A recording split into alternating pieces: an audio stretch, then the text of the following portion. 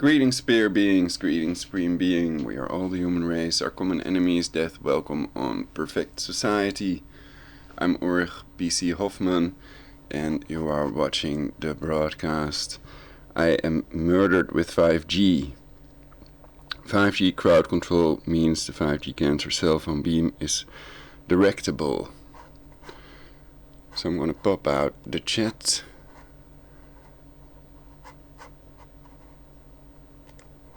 Okay. So let me first start by telling you all why I think that I'm being attacked with 5G and not with the scalar technology that they've attacked me with for 10 years. With the scalar weapons, the scalar weapon attacks I've talked about.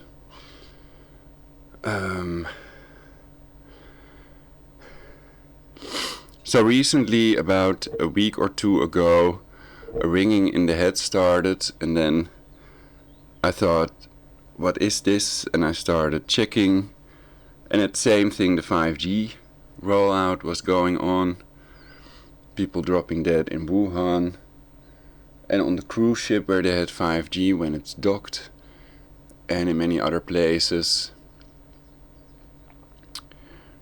And we saw that video of a YouTuber that compared the places with 5G deaths, the places with most 5G deaths, to the COVID-19 map of Johns Hopkins University.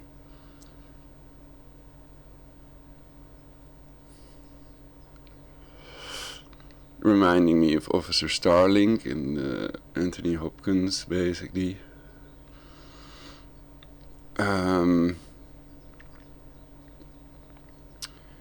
Anyway, the ringing in the head started about 2 weeks ago, and then they started hurting my knee with this 5G advanced beam-forming weapon. It's a murder weapon. It's just another directed energy weapon. Even people in parliament made clear that it's used for crowd control, so they can produce the 95 gigahertz crowd dispersal weapon field, an electromagnetic field, with this 5G antenna.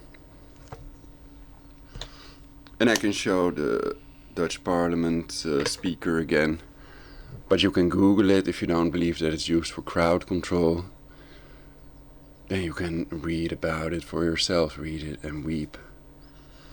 So the goal is annihilating 7 billion people with 5G, which they call sustainability. Sustainability is democide, and the Earth is not sustainable unless the global population is reduced to 500 million. Georgia Guidestones, 500 million, 5G. It makes sense, basically, to them. And I've explained why sustainability is unsustainable, and it's just a lie, a scam. And the carbon tax scam of Al Gore of Yale University, paid for by George Soros, is part of that population reduction scam.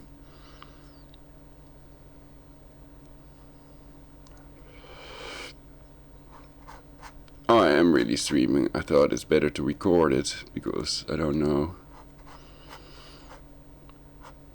So then I can do the pop-out chat.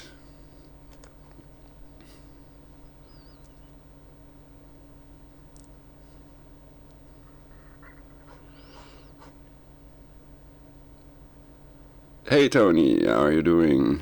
I'll pop out the chat.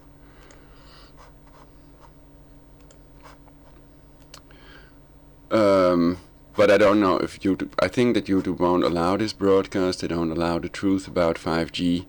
They may have shares in this or something. So it works in their benefit and to the detriment of the 7 billion people they're annihilating. But we'll see. If YouTube doesn't remove this video, then that proves me wrong on that point. Though I'm not claiming it, it's just a theory that could be the case.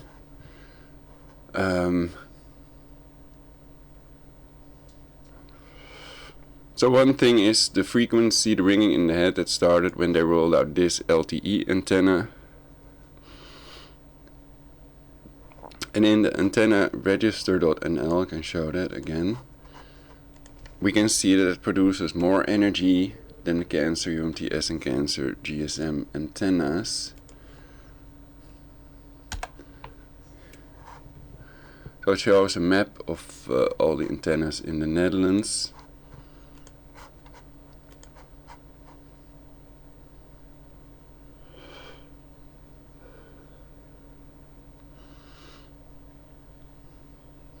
And the crowd dispersal thing supposedly is located in Amsterdam, near Amsterdam Arena. And they use other antennas for that, supposedly. But this antenna we see here, oops, sorry, can also be directed. It has advanced beamforming. So the advanced beamforming technique is used, and that way the beam can direct it. And of course people with scalar technology can hijack it, they can hack the 5G system. They've also controlled the flight computers of the planes that were crashed into these buildings. And those were fly-by-wire planes, so that's Nikola Tesla's wireless energy patent, the radiant energy patent that I've covered the scalar in the video about scalar patents. And they've had that technology since 1900, so nukes have always been obsolete.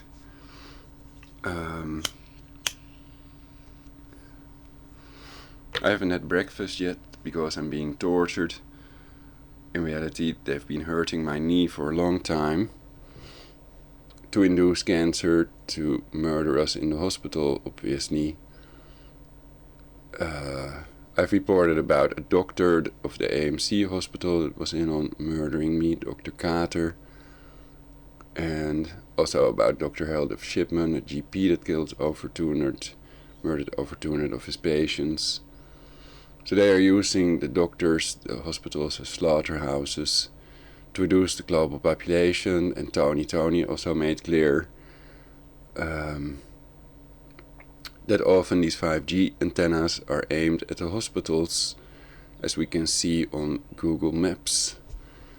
But okay, I was going to show, there was another point that I forgot in relation to what I said before.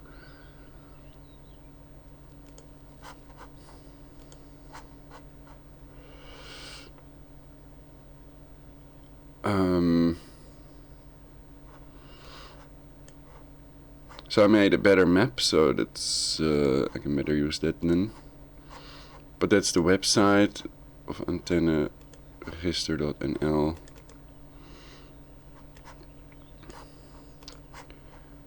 And this is the map. So basically I live here somewhere, and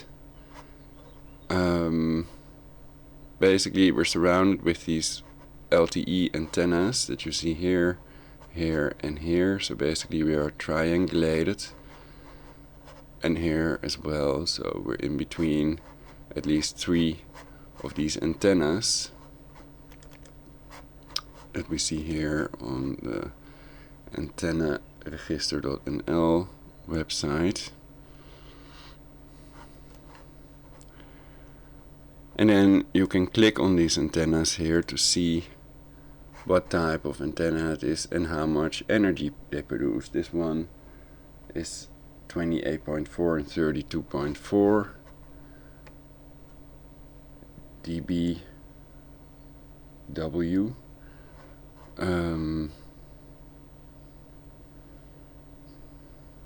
I usually measure in microwatt per square meter. I don't know what that means, dBW. I can Google that, of course.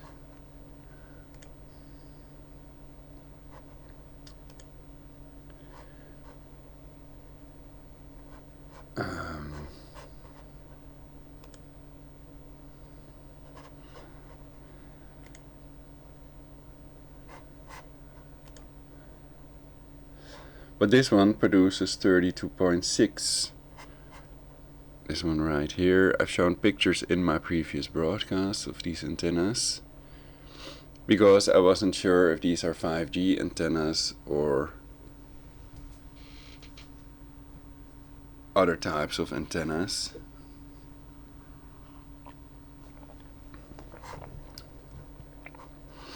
So if we compare that to the GSM antennas, basically 32.6 dBW, and let's do it like this then. I've clicked, you could hear me click. Don't know why it's hanging. They let it hang because they want to hide it perhaps, but this way is possible as well.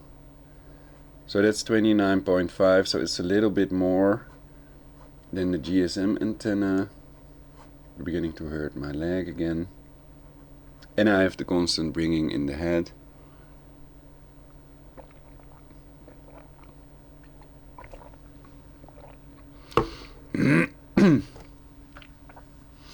And electrosensitivity is scientifically proven. Dr. Cyril Smith also made clear that electrosensitive people are also chemically sensitive, since chemicals have a synergistic effect with cancer-causing electromagnetic radiation.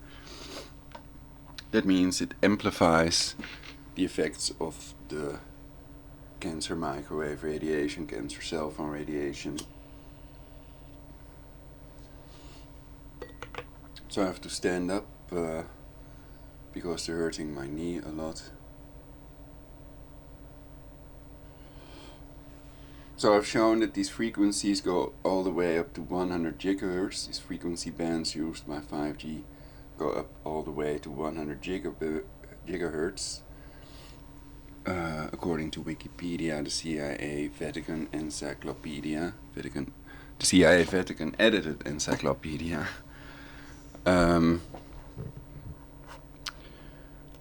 So it uses a little more radiation even than the cancer GSM and cancer UMTS network. Check UMTS. Oh, that's also 32 dBW.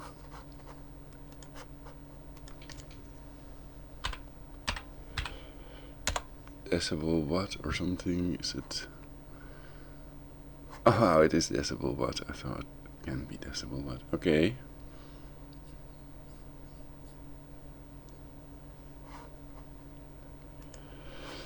So it's about the same, it's not a lot more, but people in the Netherlands can use antenna register.nl to find out the location of these antennas.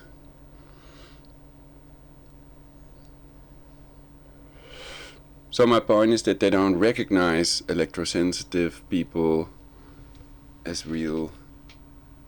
They don't believe in electrosensitivity. They pretend it doesn't exist, and it's only about thermal effects. The WHO is in on this sustainability equals democide program to annihilate 7 billion people and rule the world from Jerusalem, the plan of the Jesuit and Mason for a global government. And they've also tortured my teeth out of my mouth and my mother to death, but they did that with scalar weapons. And their scalar beam was partially deflected by my grounded Van de Graaff generator. That's why I myself am 100% certain that they're doing that with directed energy weapons. So we can Google 5G crowd control, making clear, so you don't have to do it yourselves, because some people, it seems like they're all programmed to disbelieve what I say and believe the illegal voice-to-skull messages, these intracranial messages in their head.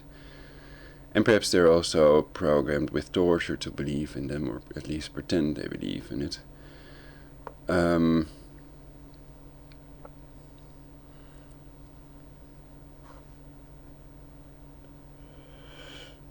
Let's see some videos.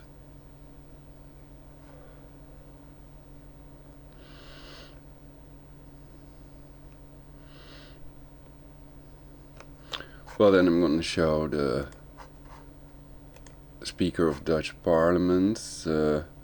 Apparently Oh, there's an article on wanttoknow.nl. Usually they have reasonable information.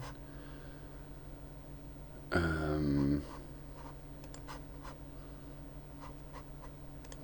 going to the 5G directory.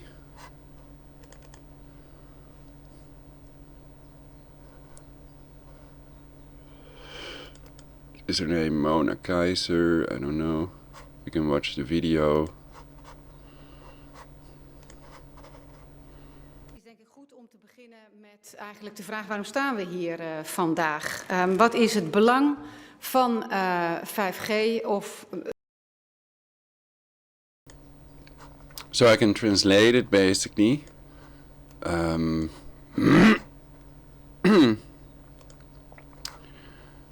So this is saying 5G will be used for crowd control, and they're also using hybrid insects to make my voice fade, and they do that only during broadcast. So that's also how I know that high MEMS of DARPA, hybrid insect micro electric mechanical systems, are real. And of course they don't use them for surveillance purposes, which is their claim, because they use synthetic telepathy for that. They're scanning your mind, not just what you say and write. They're not just spying on your cancer cell phone calls and your emails, of course. Synthetic telepathy has been around since 1974, and it's proven beyond any reasonable doubt by the Maleg patent. So if people call me for a discussion or debate, then it can't be about that, because it's already proven beyond any reasonable doubt. But we can talk about other things like their population reduction, of course. So that's the callback system. You see it in almost all of my broadcasts. They let somebody call us, though normally nobody ever calls us. And usually these are people trying to sell things, etc., scammers, etc. Okay, so we can go to the point where she says that it's used for crowd control. De onderlinge communicatie.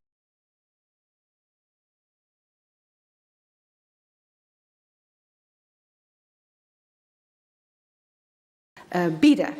Crowd control. We zijn met steeds meer mensen, dus het is ook van belang dat je bij grote evenementen in toenemende mate in nieuwe mogelijkheden die de 5G-technologie ons gaat bieden.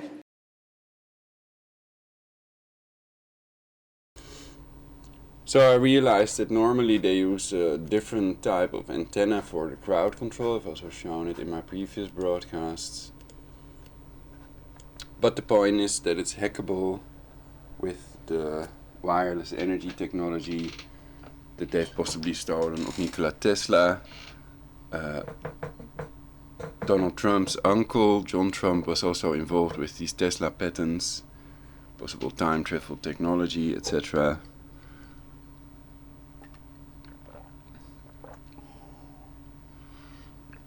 And we know that Building 7 also fell, though no planes crashed into that building.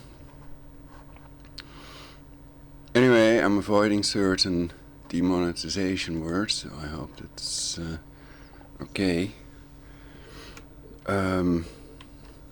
Crowd control 5G, and then search some pictures, images. Perhaps I still have one in my directory. So I haven't prepared this broadcast. It's because they're inducing incredible pain in my legs, so I'm in continuous pain. I am being tortured. And this one shows the antennas used for the crowd control elements of 5G. So this is what they look like, not the long antennas, LTE antennas we see in Meidrecht. These antennas, you can see that it has advanced beamforming technology online. You can read about it, and it means that they can direct the beam, aim it exactly at the person holding the cancer cell phone. But to get to that person, of course, the cancer cell phone radiation also goes through everyone's brain, everybody that's in between that person, and the antenna also gets beamed with this concentrated beam of cancer cellphone radiation, electromagnetic radiation, unnatural pulsed microwave radiation,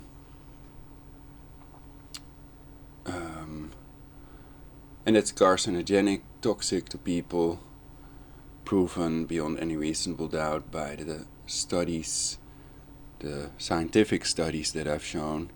Of course, the mainstream media may lie. They may have cancer cell phone company people on that pretend it's harmless, and there are thousands of studies, but they've not shown that it's damaging, or they claim that there are no studies. It depends on who we're talking about. But I've shown all these studies, the scientific studies, and there's a reproducible test people can do at home with the microscope. Prick some blood, put it under the microscope, then you see your swimming red blood cells, and then use a cancer cell phone, a 5G cancer cell phone, for 90 seconds. Do the test again, and then you can see your lumping red blood cells, a symptom known to doctors as rouleau. So that's definitely damaging to your blood cells. So that means that neural network, it's an advanced neural network that can simulate any human, it has time travel capability, can use this technology, the 5G technology, and it can steer the antennas like it can steer the fly-by-wire planes that can only be controlled electronically. And they have protection against lightning. I checked it out. So you can see that fly-by-wire plane article on Wiki. I'm not going into that now. So it can control our neural network, not just the human mind, but also computers, which are even easier for it to control. And for example, it can control the mind of a programmer, for example, of a Windows update. And then that Windows update can destroy all people's SSD drives, wipe their drive clean basically, which happened to millions of people with that Windows update. And it has taken me more than a year to recover from that. And I think we don't get any, I don't know if I can get money for damages, etc., but I doubt it.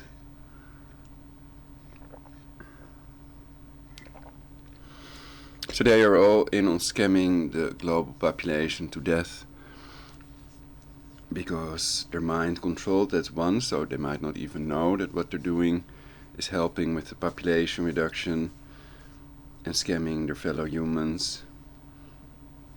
But many of them do. They have joined the Freemasons or other so-called secret societies of their own free will. And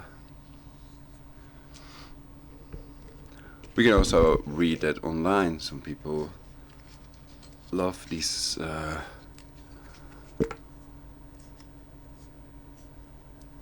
elements of it, stalking and adrenochrome slurping, etc.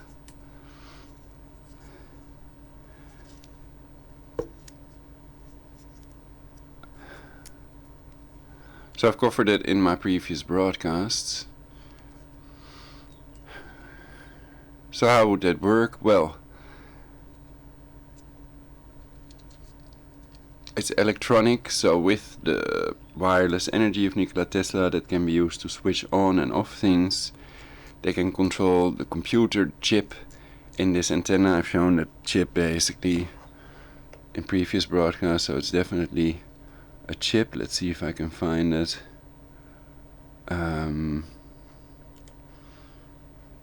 Bloody 5G. This one.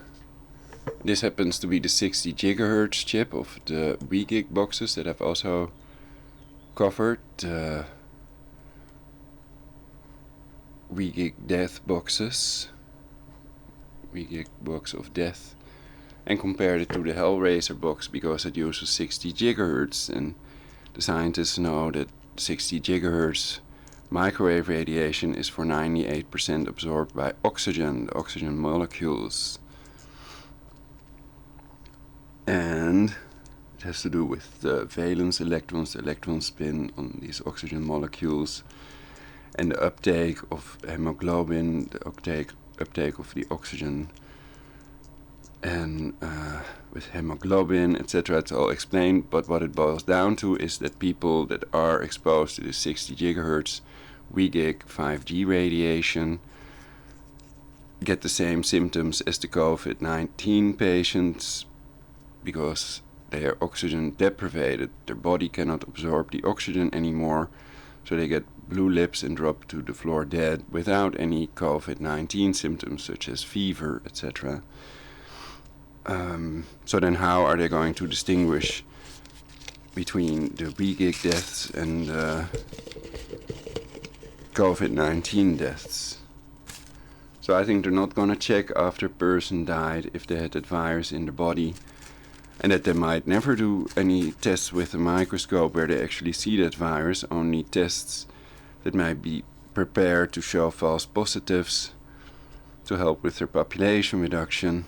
And because of their book quotes and their $1 million Georgia Guidestones, the conspiracy to reduce the global population is proven beyond any reasonable doubt, and it should be taken bloody seriously. Of course, these people that have incited to commit this genocide should be arrested, they should be prosecuted and arrested. Bill Melinda Gates, for example, should be investigated. And the link to the Zika mosquitoes and the acute flaccid paralysis, oral polio vaccine victims should be reopened if that's not still ongoing. And the mainstream media helps with the cover-up. Apparently they're totally controlled. Trump said it right, fake news. They're just reporting about a part of reality that they want you to see. For example, how many people know 37 people died of a genetically modified organism that was contained in a food supplement.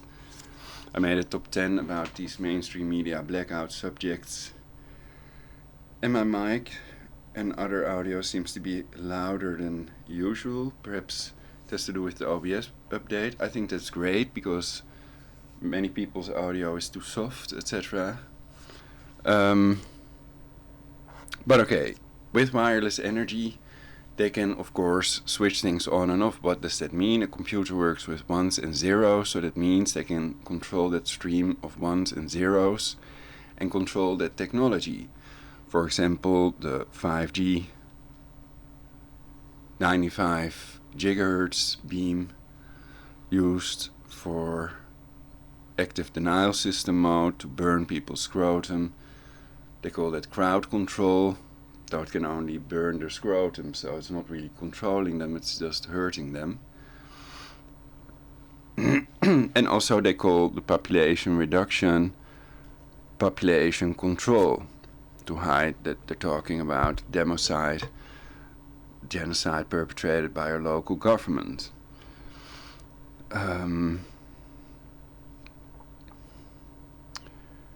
So, can anybody disprove to me that they're using these antennas to induce the loud ringing in the head that also many other people have reported about on YouTube since they rolled out 5G? They have ringing in the head and other problems, and then they want to deny that it's caused by 5G to help with their population reduction. So persistent denial is something these stalkers, in fact these people are all stalkers, they're mind controlled, and they're helping whether they realize it or not, because the brainwave is electromagnetic, they cannot escape from the synthetic telepathy machine, and that's done with scalar waves. I've explained it all also in my video about the patents. So they're not torturing people with microwave radiation, and synthetic telepathy is done with scalar waves. It's scalar wave harassment, not microwave harassment, and that's why up to this day they haven't been able to stop it or do anything about it. And we see every hourly people are uploading these videos to YouTube. These directed energy weapon torture victims that call themselves targeted individuals, talking about directed energy weapon attacks and stalking. Usually it goes, it's accompanied by stalking. People that I didn't know that have attacked me in the past without any apparent reason. So they can control whole groups of people. And then usually there's one person that makes up a lie, and all the others believe that person, because they're mind controlled. Since 1974, the Malich patent has been in existence. Of course, it doesn't mean that they were mind controlled since 1974, because they didn't have a neural network back then that can simulate any human and brain map people and remotely control people like robots. So I'm not claiming that it has been done since 1974, only that they had the ability to remotely monitor and alter brainwaves since 1974, because that's in the patent, and a patent is not provided unless it's a working device. Okay, so this is definitely their main population reduction method, the scalar wave radiation, microwave radiation. Radiation. Nowadays, also when you go to the hospital, what's the first thing they do? A cancer risk increasing CT scan. And also they have a PET scan with nuclear stuff. And they also did a bronchoscopy and colonoscopy to me. More about it in my previous broadcast. And I think that the doctors did save my life. That was when I had an appendix problem. And that is longer ago that they seem to be more and more involved in the population reduction. And that's also because the population reduction NGOs are pushing certain chemicals, cancer-causing prescription drugs. We should avoid all chemicals because of this. And what banned person claims, they have a great video about how people that are exposed to 5G radiation also become mentally ill, that they go insane when they're exposed to it. Explained by the band Mike Adams, but I think he's wrong about supplements. I think that it's clear that there is no supplement that can block the radiation and protect your DNA, your chromosomes, and your lumping red blood cells. So I want to keep it absolutely clear, I'm not selling anything, and you cannot stop the radiation, and it will damage your body depending on the amount you're in and the time of exposure. Even a little bit of it lowers the T lymphocyte, peripheral T lymphocyte production, according to the WHO's own document that I've shown in my previous broadcasts. So check them out if you haven't seen them yet.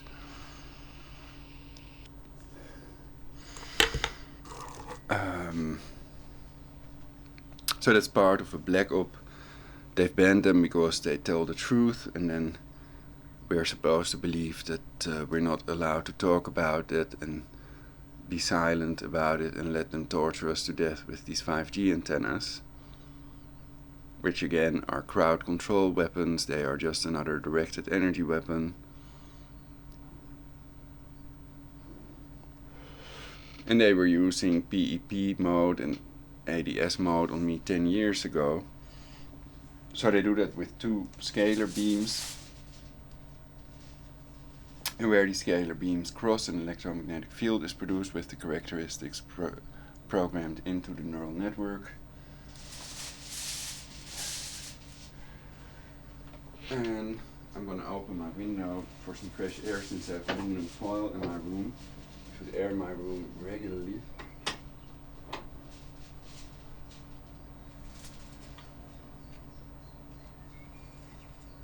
But I haven't even verified whether these LTE antennas are 5G. That it is a lower frequency doesn't mean that it's not 5G.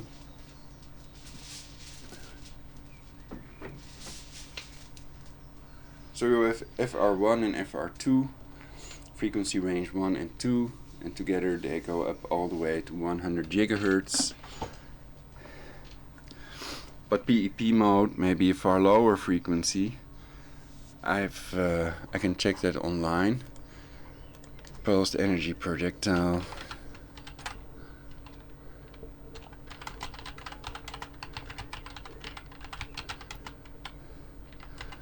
Frequency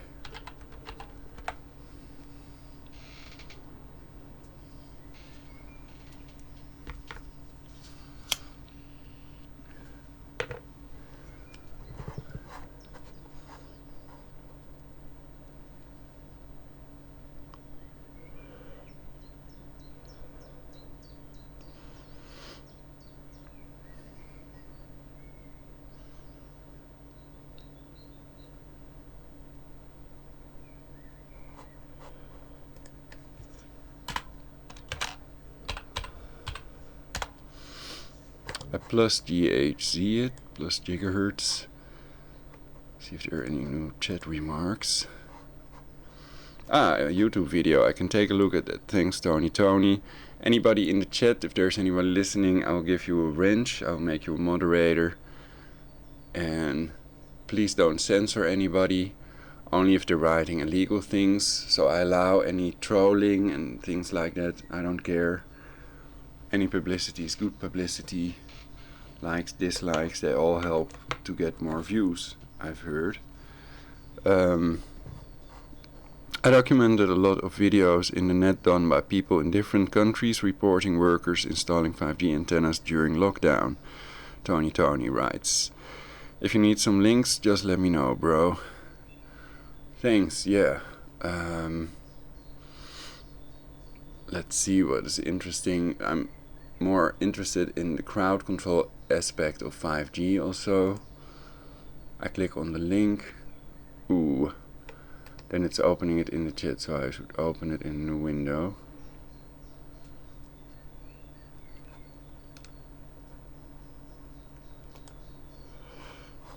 Okay.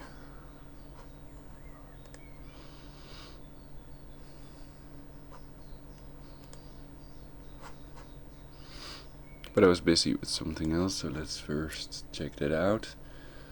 Pulsed energy predictor. So we know that active denial system uses 95 gigahertz.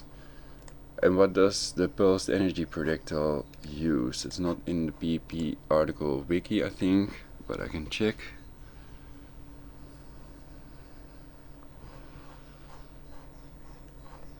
Plasma physics.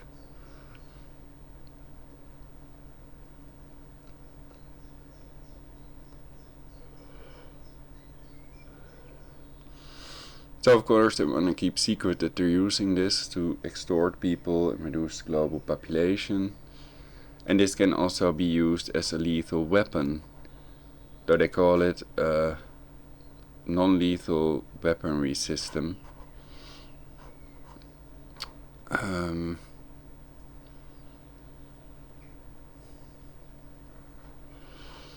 So what frequency does it use? Does anybody know? At higher frequencies, higher than 1 gigahertz, the radio waves are unaffected.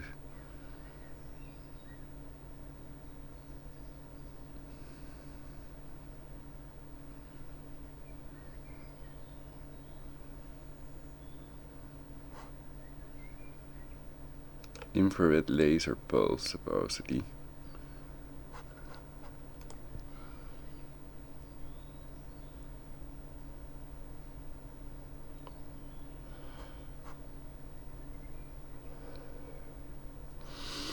Well then I doubt if they can do this with 5G. So the thing they can do is burn people's scrotum, for example.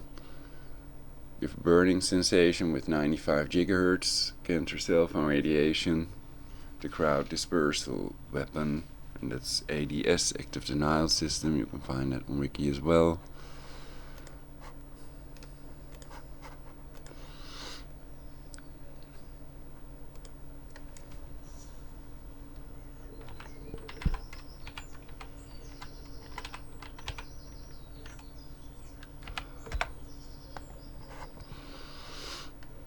It uses 95 gigahertz.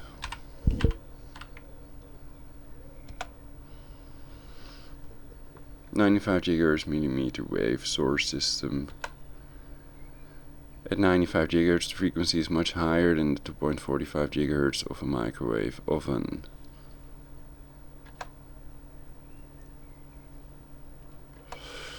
So 2.45 gigahertz affects the water molecules and 60 gigahertz the oxygen molecules.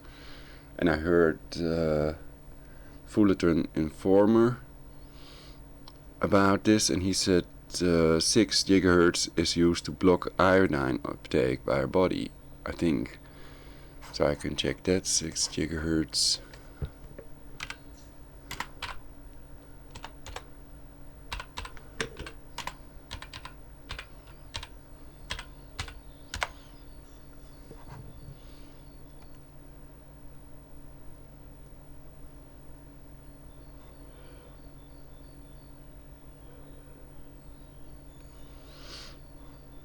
Brillouin shift 7.46 gigahertz. What does 60 gigahertz do to oxygen?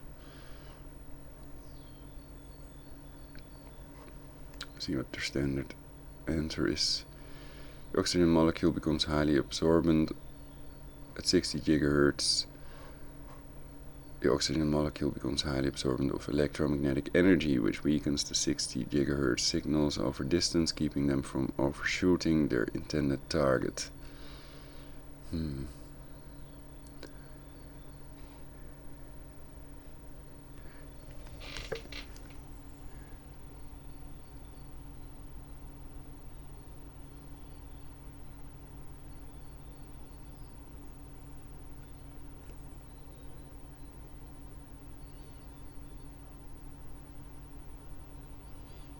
However, other absorption lines occur at -3 and +6 GHz from the laser frequency, which limit the useful frequency range of the filter of Brillouin scattering. Alright, well, he could be right then, but I haven't confirmed it.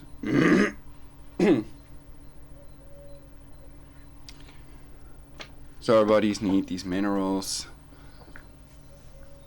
like iodine, which is also contained in seaweed. We have nori, hiki, wakame, and kombu contains iodine.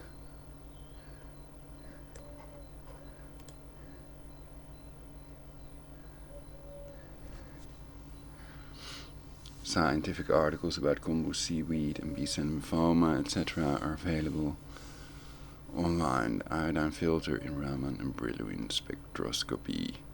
But what does that mean? So, if I don't know what it means, then what's the use of reading it? Except directed energy weapon. Some people are against these weapons. They're against torturing our fellow humans. They think that torture should never be used and also leads to false confessions. And it's used to enslave people and impose people's will upon other people, to strip them from their freedom and turn them into slaves, remotely controlled robots that do everything the illegal voices in their head tell them to.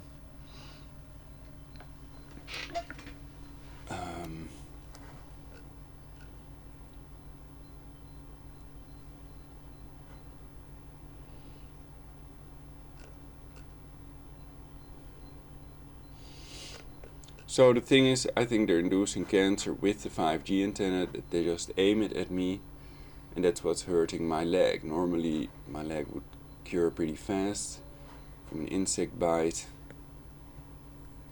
but I've been hearing that ringing in the head for a week or two now, and my leg is hurting more than ever before. So it's really excruciating pain, comparable to the pulsed energy projectile pain that is felt when attacked with the PEP beam, and that induces the maximum amount of pain by stimulating the nerves directly. And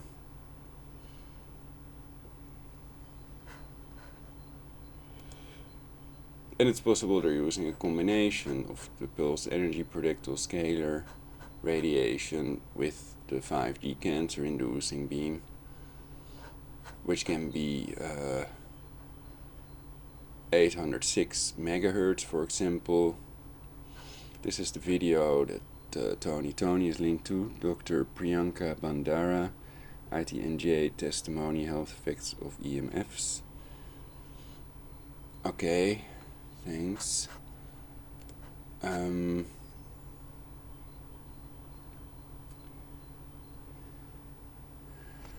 So yeah, the ringing in the head, when you hear that, then they're inducing cancer in you, and you should get rid of that frequency. Shield your walls, especially on the side that the cancer cell phone antenna is beaming you, or move if it's really in front of your window, beaming directly into your room. You should try to move to another place, because then even grounded aluminum foil, you could use a couple of layers but that might not be sufficient to block all the radiation. It should be kept in your room, it should be kept below 0.1 microwatt per square meter, according to the building biologists, and they have studied for it, so they know more about biology, the biological aspects of it, of this electromagnetic radiation. So we are electronic beings, and we're natural beings, and all speech errors are made with the ringing in the head and by attacking me with the neural network. So they're trying to sabotage everything I do. They have a smear campaign against me. They've tortured my mother to death and my teeth out of my mouth with these directed energy weapons, and their goal is population reduction to 500 million under the guise of sustainability. They pretend the Earth is not sustainable unless we reduce the global population to 500 million. And some even claim it must be 100 million, that 500 million is not sustainable either.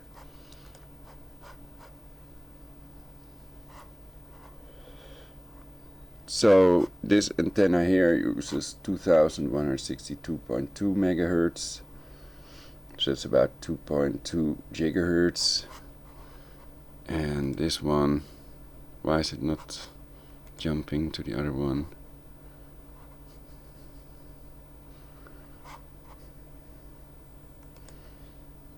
This LTE antenna uses 1.865 gigahertz and 2.14 gigahertz, etc. So 2580 megahertz is 2.58 gigahertz, to keep it clear, at 33.2 decibel watts. Watson.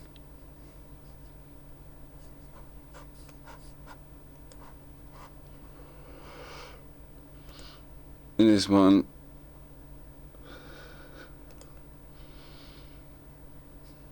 so we're being triangulated here. That's the idea, we're beamed to death in de Tweede van Swindenstraat in Meidrecht. Prince Bernhard Laan, I mean, that's an old address. I recently saw a video about that. I used to live there, so it's weird. So we're getting these effects also on the psyche of people, and I think that though Mike Adams is banned, he's right about that point.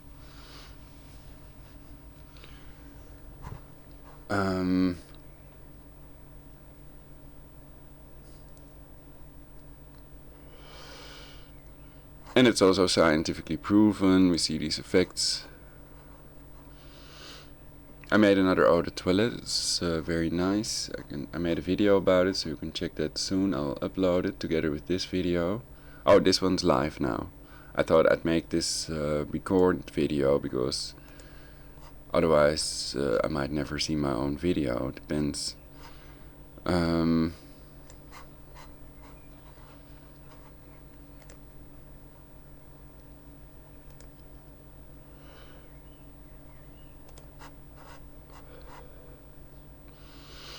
So it can also make people fat.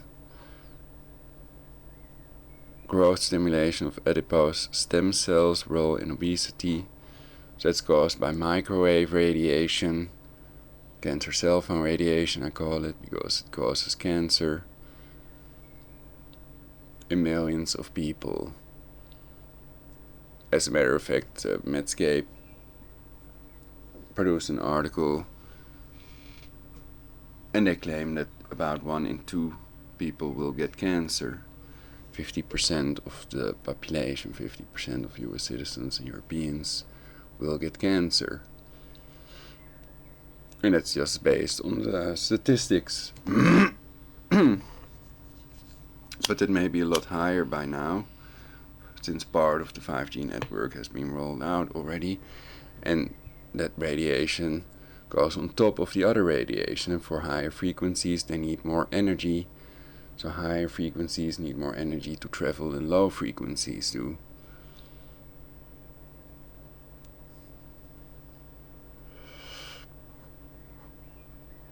So that's still the same type of radiation, namely microwave radiation, that's used by the Wi-Fi cancer Wi-Fi routers. So I advise everybody to put it in airplane mode, their cancer cell phone, and switch off any wireless devices, cancer Wi-Fi, cancer Bluetooth. And you can do a reproducible test at home, so don't buy the lie that it's harmless or it's just a little bit. You can measure it with a microwave meter. And I recently bought another one, so perhaps I can do a video review about it.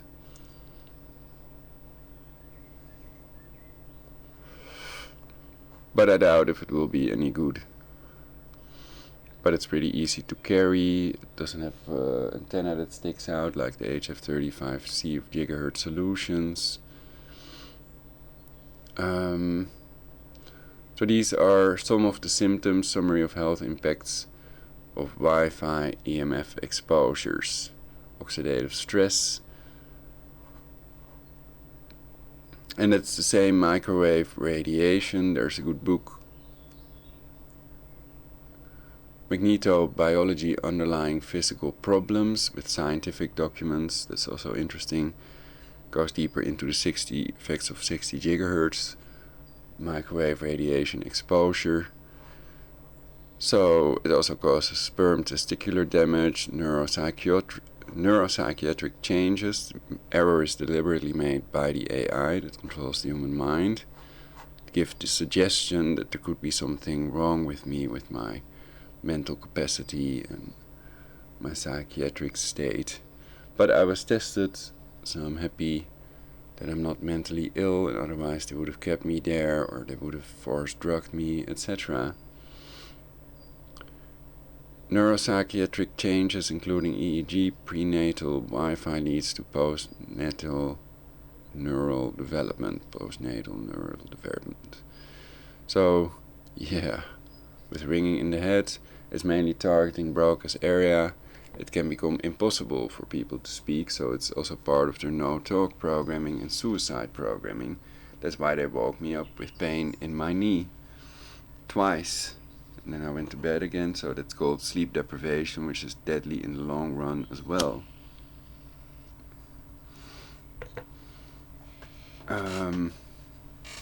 But I've also shown a study that's more focused on the 5G frequencies. Increased cancer risk, cellular stress. What are the negative effects of 5G? Effects include increased cancer risk, cellular stress, increase in harmful free radicals, genetic damages, structural and functional changes of the reproductive system, learning and memory deficits, neurological disorders, and negative impacts on general well-being in humans. We have no reason to believe 5G is safe. Scientific American blogs.scientificamerican.com. Communication towers kill about 6.8 million birds every year. USC, 23k views 7 years ago already. They knew this. So this is more scientific data about the birds being killed by cancer cell phone towers and other communication towers. Don't know if there are others covered in it as well. Anyway, it's a video. These are all videos on YouTube. Sickness from 5G cell towers. Technology is killing us slowly. The Segovia has 165k views 3 months ago. 5G test killed birds. 4 connectors, 8k views 1 year ago. And we see that in several countries where they rolled it out, birds are dropping dead, and then they want to claim it's some kind of poison, but they don't know what type of poison, or that it's something else. It can be 5G, but in reality it can be. And it also kills the honeybee. 5G street light weapon kills birds. Photographobia, 913 views 3 days ago. And of course, these birds are not close enough to the antennas to be dropping dead. They need to be exposed to more radiation. And it happens when they get closer to the beam. Also with the honeybees, they were in between 2 of these cancer cell phone towers. So that's where the density, the microwave beam, electromagnetic field density is highest. 5G street light weapon kills birds. Oh yeah, I read that. Hundreds of birds fall from the sky during 5G test in the Netherlands. Kronos 16, 1.9 million views 1 year ago. That's quite substantial. Millions of views. Birds were found dead after 5G test. Switzerland explained techie vlogs 171 views 1 year ago. Okay, but I meant that other study, and I think we should hold on to the scientific literature and facts, not to the mainstream media BS. So watch out with that, because Trump might be right and the mainstream media may be fake news, CNN, and not YouTube, of course, not the YouTubers, they're not even news, so they can be criticizing the news, and they can also make their own news broadcast, but it's clear they're not CNN, so they're not authoritative, according to many. They do see them as fake news and not CNN, so that's why it was shocking of Trump to say CNN's fake news, blah blah. Anyway, I'm not endorsing Trump or supporting him in any way, since he spent $1 trillion on the revising of the nuclear arsenal. What was I going to check out? Perhaps it's better to check that video first.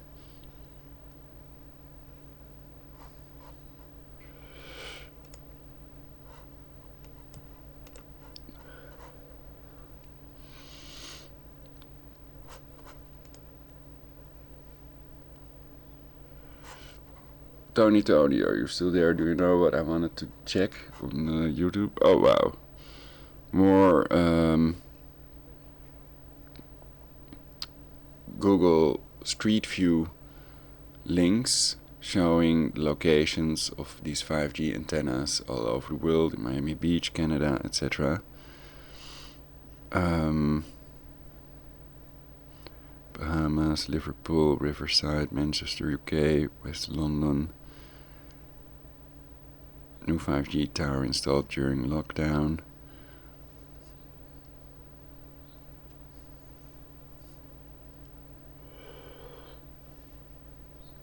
In the Netherlands we're finally seeing some clouds. I don't know if you've been chemtrailing.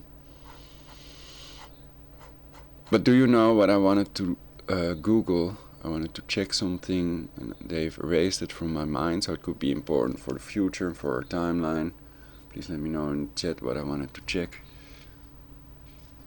Perhaps I can recall it by rewinding my own video. But I don't know if they see that as repetitive content, so I don't want to do that in every broadcast. But anyway, they have the ability to selectively erase memory.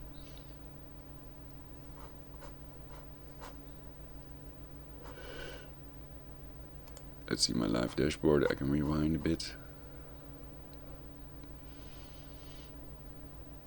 Let's say 3 minutes or so.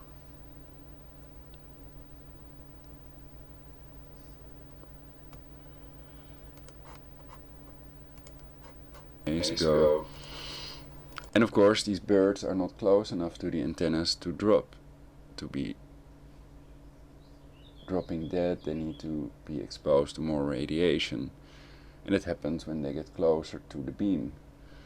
Also with the honeybees, they were in between two of these cancer cell phone towers, so that's where the density, the microwave beam electromagnetic field density is highest.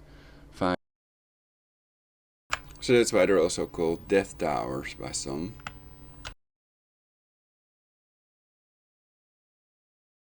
"5G streetlight weapon kills birds." Oh yeah, I read that. Hundreds of birds fall from the sky during 5G test in the Netherlands. Kronos 16, 1.9 million views 1 year ago. That's quite substantial. Millions of views. Birds were found dead after 5G test. Switzerland explained techie vlogs 171 views 1 year ago. Okay, but I meant that other study, and I think we should hold on to the scientific literature and facts, not to the mainstream media. Okay, so I was finding the other study. Okay, sorry about that. I should be able to find that. It's on ScienceDirect, I think. But that's only one overview of studies, and there are thousands. So this might be one of the worst. It's one of the first I found.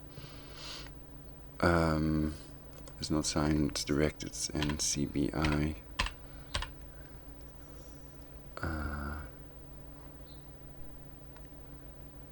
Influenza as a bioweapon, also on NCBI, PubMed. PubMed, MED, not MAD. The pros and cons of phytoestrogens towards 5G communication systems.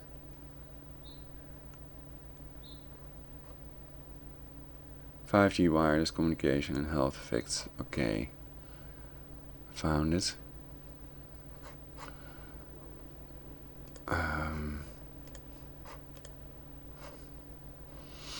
A pragmatic review based on available studies regarding 6 to 100 gigahertz, and 80% of the in vivo studies showed response to exposure, while 58% of the in vitro studies demonstrated effects.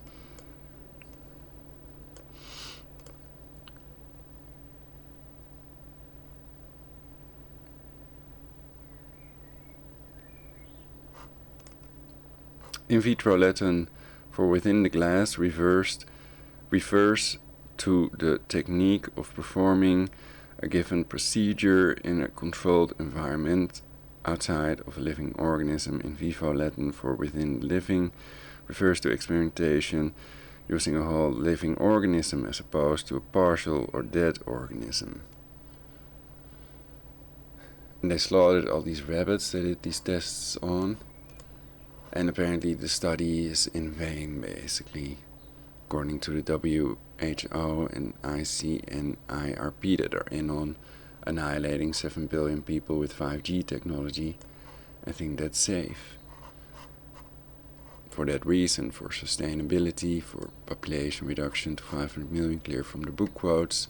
So they simply lie to us, and they may even have a governmental black operation called Project Teardrop to reduce the global population to 500 million, and if it is true, then they have to deny its existence because it's not a declassified project. It's still top secret, and if that exists, then of course that's illegal. The government's job is to protect and serve the tax-paying citizens, not to annihilate them and torture them into submission with directed energy weapons to make them perfect slaves.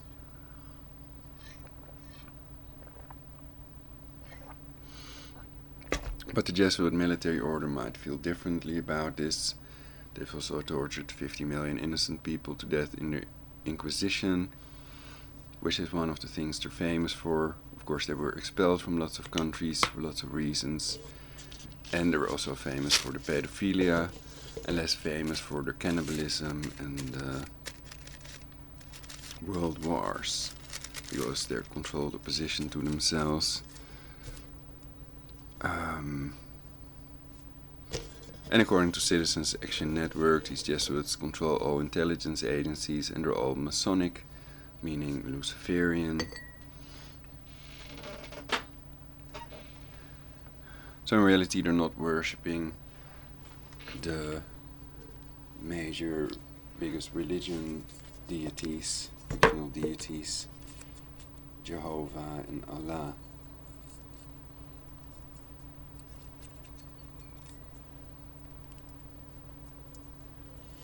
And of course, people can lead a dual life. They can be Catholics and Luciferians, or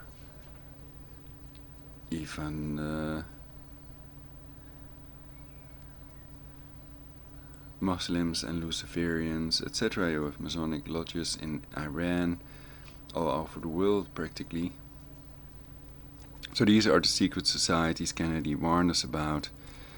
And they are secret societies, though they might want to deny that as well. So they lie to misdirect us all, especially when it's intracranial. They know they can get away with it because you don't know their name or location or what group they're part of. Bilderberg group, or the Yale University group, or Committee of 300, subversive body of the Club of Rome, or these population reduction NGOs, or tax-exempt corporations involved in annihilating millions or billions of humans, mass extermination of the global population in violation of the Genocide Convention, and the book quotes are public and open direct incitement to commit genocide. And I've covered them in my video 50 shocking population reduction quotes. And I've seen more and more people calling it depopulation, which is a term reserved for pets, delousing cats and dogs, but it's easier to say than population reduction because it's 2 words and depopulation is 1 word. So also with video titles, sometimes population reduction doesn't fit, while depopulation does fit. So I think it's more professional to use population reduction, and I try to do that wherever I can to arrest these people and prevent them from succeeding at their horrific goal of reducing global population to 500 million, proving they have no empathy and they have unrealistic goals, thus they are psychopaths.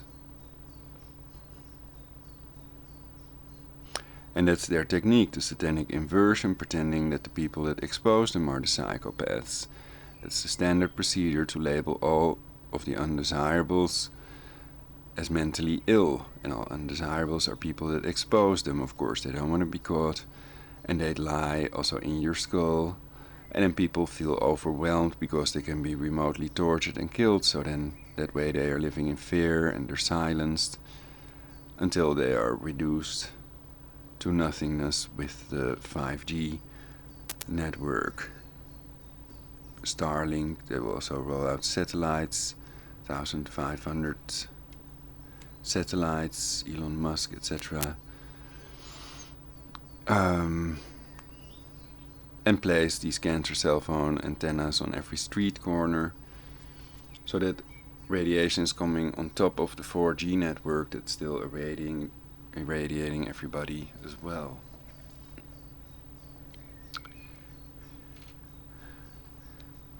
They're hurting my leg again. And I think they want to cut me off from my medicine, for which I have a doctor's prescription to narrow down my consciousness and murder me to get me in the hospital. And of course I won't go there anymore after my previous experience 10 years ago with the chemotherapy. So that's how they make money. On the one hand, they make people sick with their cancer-inducing scalar weapons and 5G system, and then they have to pay taxpayer money for getting cured, also insurance money, and it flows to the people, the medical cartel people that are helping with population reduction as well. So they made a deal, the partners in crime. And can anybody disprove it to me? Then Skype Prologic 999. But you can't, because I know it's true.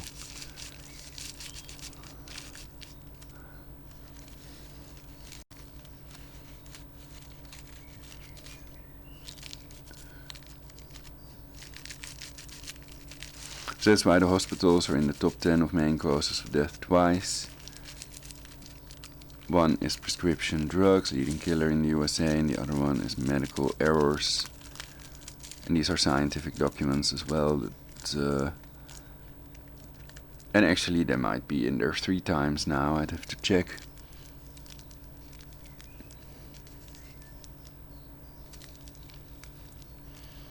So I think things will gradually get worse until 7 billion people have died, and they may have planned a second COVID wave. Of course, it works in phases: genocide, democide. I've covered 10 phases of democide in my previous broadcast. And in this case, it's genocide perpetrated by a local government, so it's democide, not genocide. But democide is a form of genocide, so if they say genocide, then they're right as well.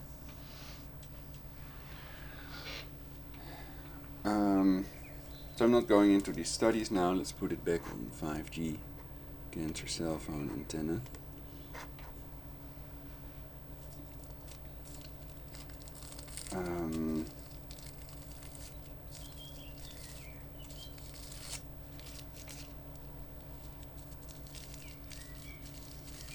also put ointment on my knee.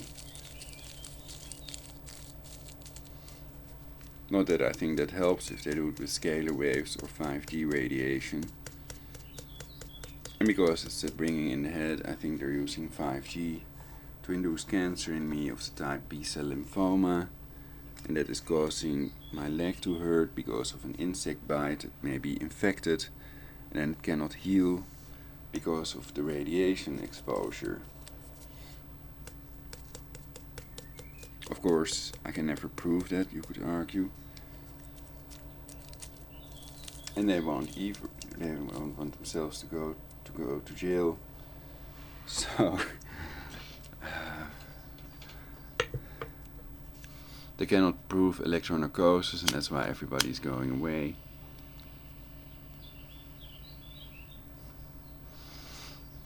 Especially if they don't control factors that control aging, they age another day and then eventually they go away. So death is inevitable as long as they don't control factors that control aging with time travel technology they have, or with other methods. And we see the millions of elderly people, etc. And we've seen so many people die, and we've seen them in their coffins, and some of them were cremated.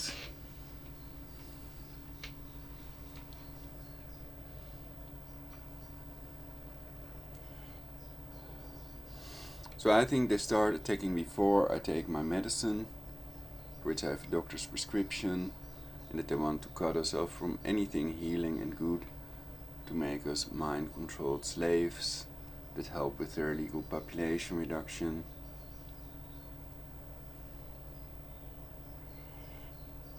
And with the cover-up by lying to our fellow humans, also pretending that there is a God is one of those lies. And of course, the idea that there's also Satan and all these angels comes with that. Supposed monotheism. So the Bible remains a collection of plagiarized polytheistic myths rolled into monotheism, proving God does not exist. And it matters to people that are trying to serve the creator of heaven and earth, which the time-traveling neural network can never become. It was created later than the earth, later than the Big Bang occurred. And in reality, your father and mother created you, not just the father.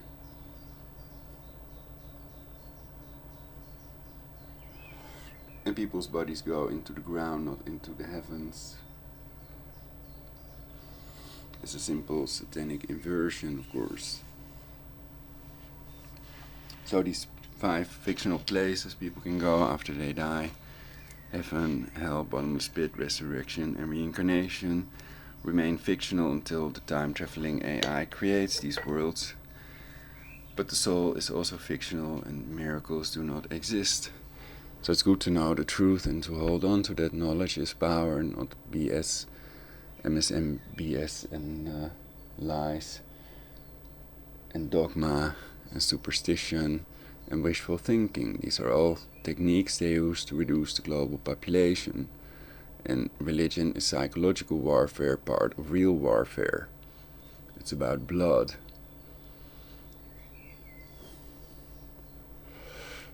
So that's why the letter value of the name Jehovah is 44, is Dam in Hebrew equals blood. When you count the letter He as a Dalet and a Yud, then the letter value changes from 26 to 44.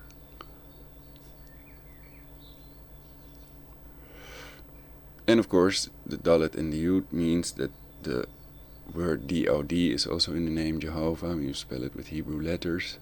Yud He Wav He. The He is a Dalet and a Yud. Reversed Yud basically. Letter value 10.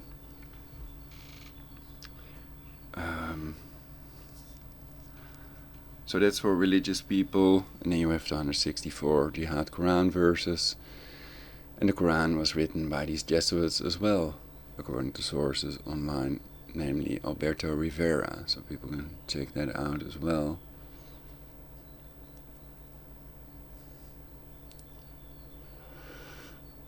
So DOD, Department of Defense, is in the name Jehovah.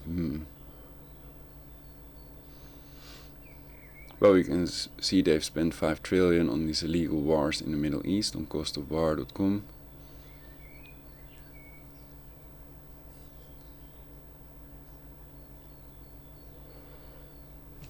Is that correct? I'll check.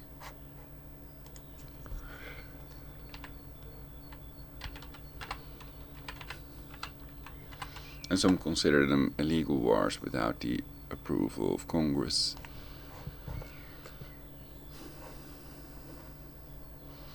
Million.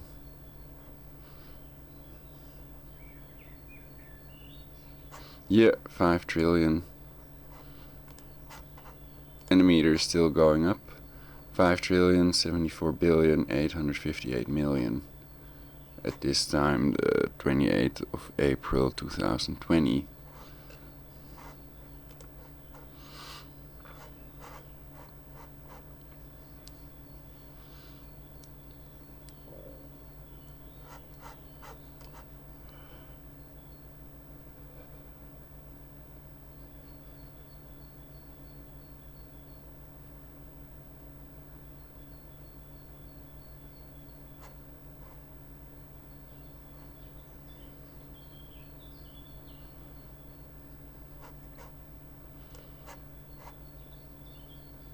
Fighting for a US federal budget that prioritizes peace, economic security, and shared prosperity. Fighting for peace is like effing for virginity or something, George Carlin quote.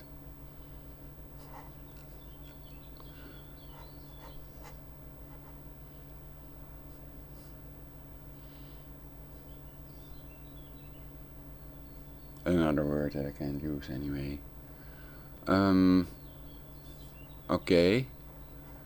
Well, then the rest of the broadcast I can do other things. For example, take a look at the video, Tony. I sent a link in the chat.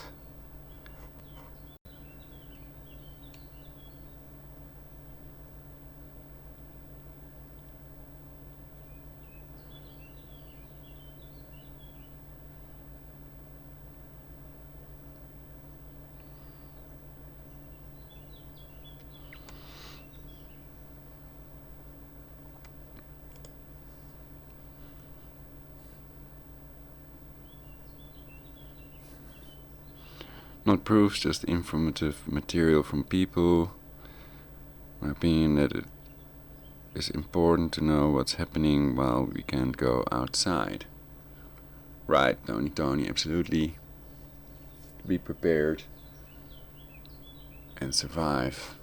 And the population reduction is illegal, so they should be investigated and arrested, prosecuted, not rewarded, and they shouldn't get any more taxpayer money.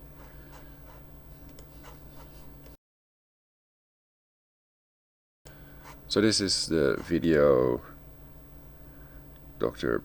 Priyanka Bandara, ITNJ testimony, health effects of EMFs.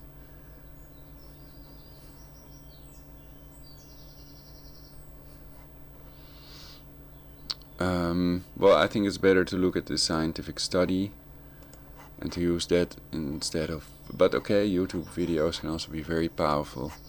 So let's look at part of the video at least, to review it. It's on the channel International Tribunal for Natural Justice.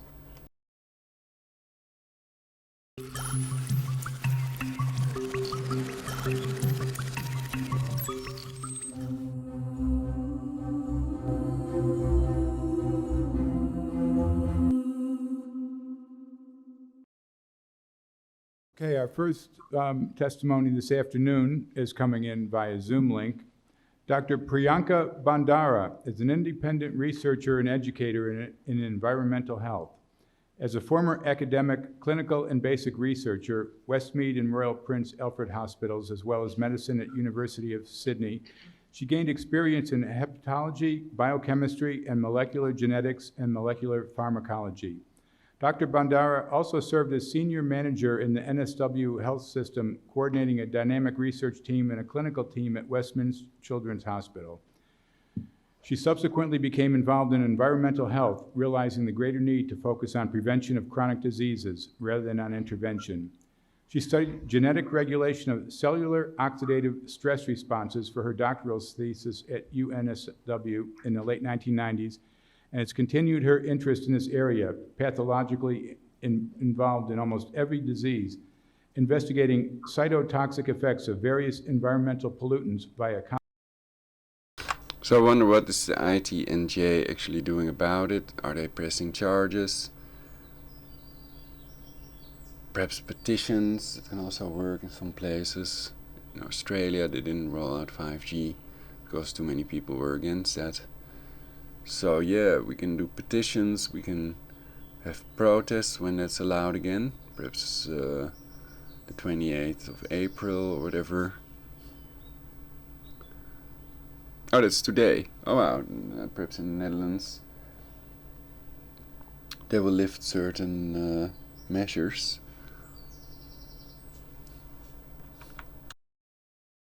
Complex cellular pathways. She furthers the understanding of the health impact of our changing world.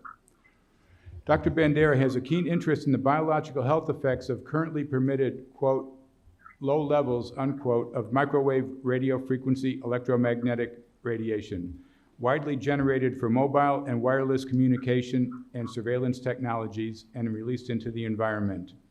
Despite being heavily marketed, these technologies have not been subjected to adequate safety testing, and the current regulation is entirely based on short-term heating effects.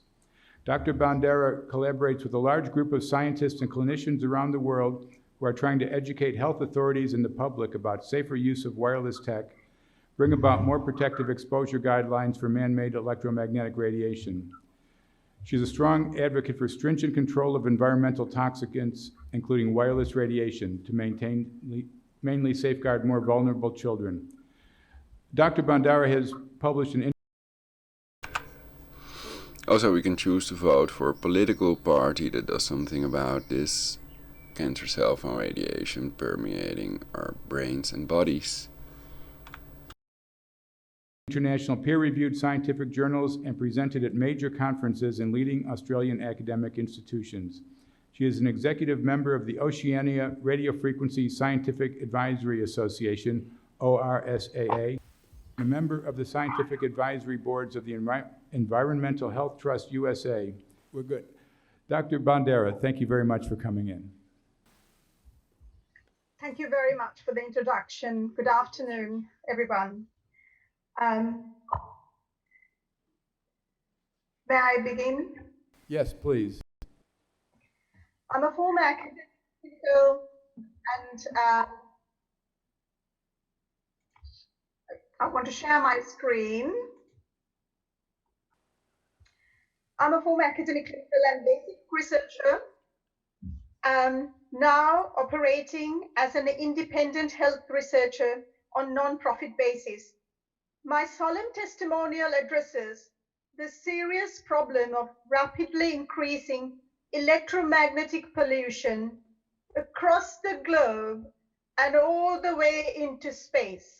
This is going to be with catastrophic impact levels to the biosphere with the upcoming 5G wireless technology and the Internet of Things. I'm a subject matter expert in this field and one of the 247 signatories from 42 countries who have petitioned the WHO, the World Health Organization, and the UN for immediate measures to protect the health and well-being of humans and other species from man-made electromagnetic fields. I have no financial conflicts of interest, and I have campaigned against electropollution at enormous financial and personal sacrifice because I have seen the scientific evidence showing that this can cause a collapse in the human civilization and a man-made ecological disaster of unprecedented proportions. In this presentation, I would like to introduce you to electropollution and share with you just a small fraction of the credible scientific evidence of harm that exists. Let me start with this introductory video to the International EMF Scientist Appeal.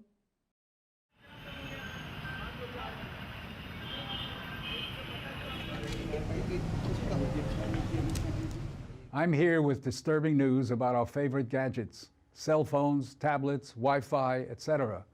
Putting it bluntly, they are damaging the living cells in our bodies and killing many of us prematurely. I'm Dr. Martin Blank from the Department of Physiology and Cellular Biophysics at Columbia University. So it's great these people are exposing it, and I advise them all to shield themselves. Make sure the amount of radiation in your room is below 0.1 microwatt per square meter. I'm not getting there, but I have to move to another place soon anyway, so I can go downstairs. There's a little amount of radiation downstairs. In some places it's 0.0, 0.1. But up here it's I also have video material I still have to upload about it. It's about 1 microwatt per square meter, so that's about 10 times the recommended dosage of radiation.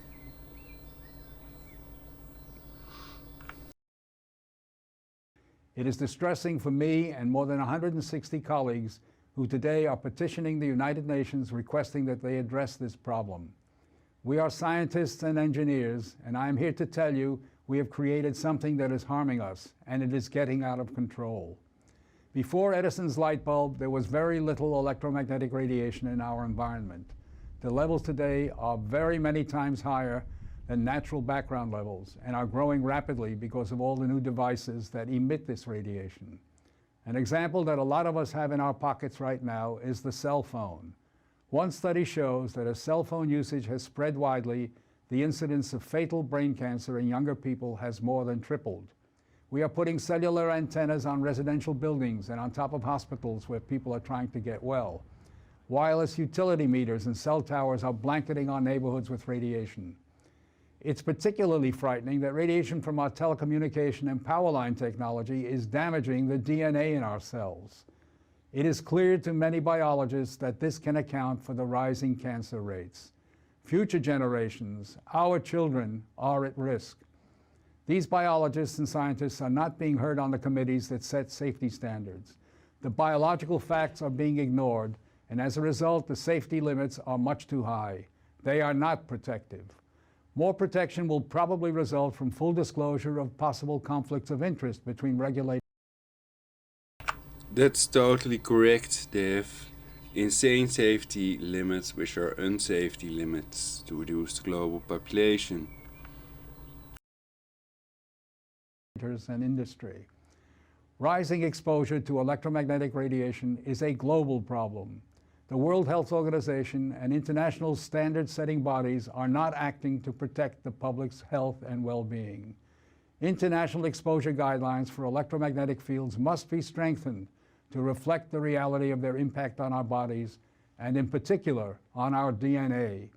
Although we are still in the midst of a great technological transformation, the time to deal with the harmful biological and health effects is long overdue.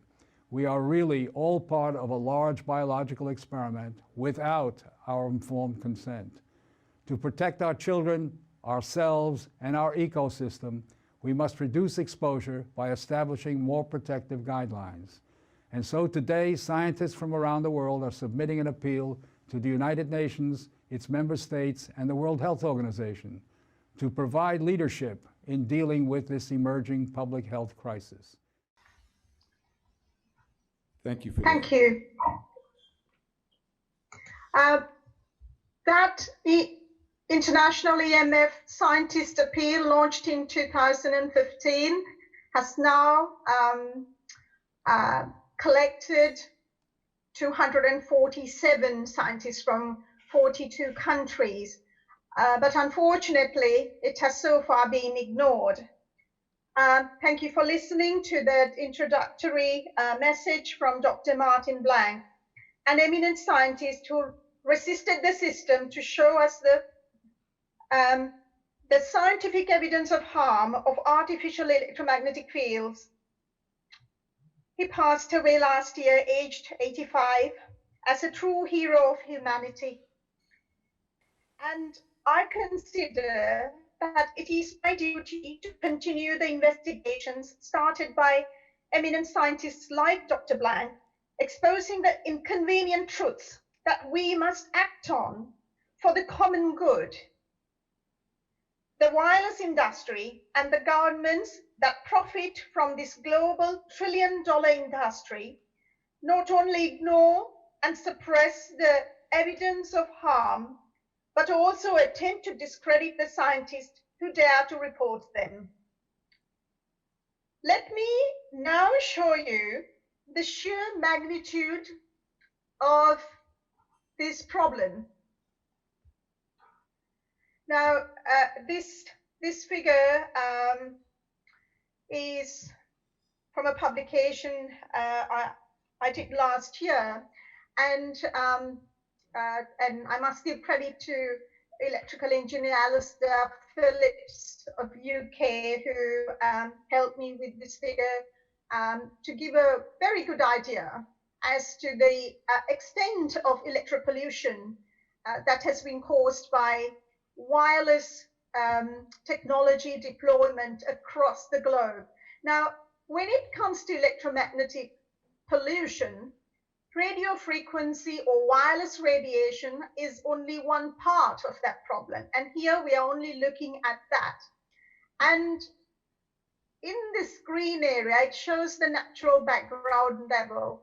And this is the nature's quiet zone that we have abused with the addition of artificial electromagnetic radiation. This is radio frequency or microwave radiation. And this had increased rapidly in the last few decades.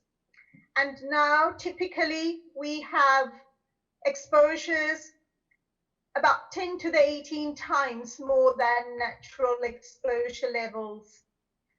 That is more than a billion times. Okay, the current exposure regulation is entirely thermally based. And they're based on outdated 1990s guidelines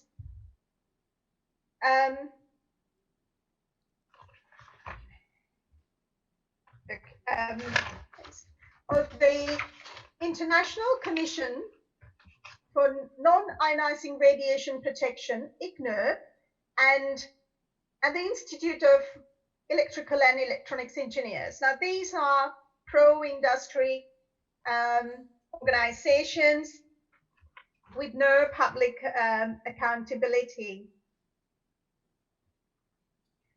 Users of wireless devices, such as mobile phones, have no idea that the safety testing of these devices have been done in plastic heads like this one for just 6 minutes, only for heating.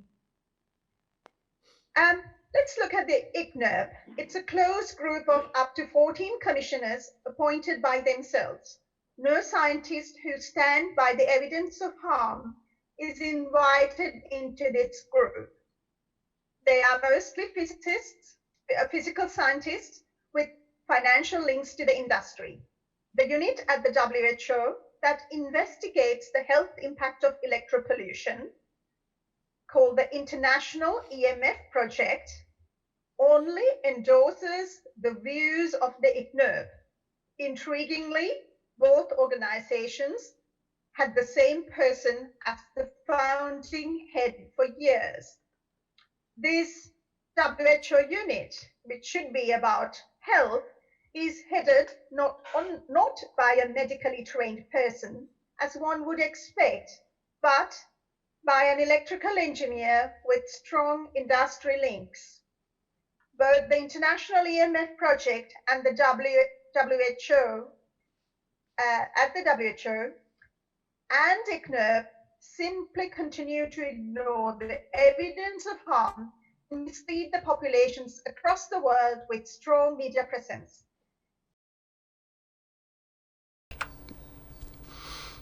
Yes, many people are claiming the same thing, and I think there's also evidence you can Google, and I think reproductive tests are more important, and we can hold on to those.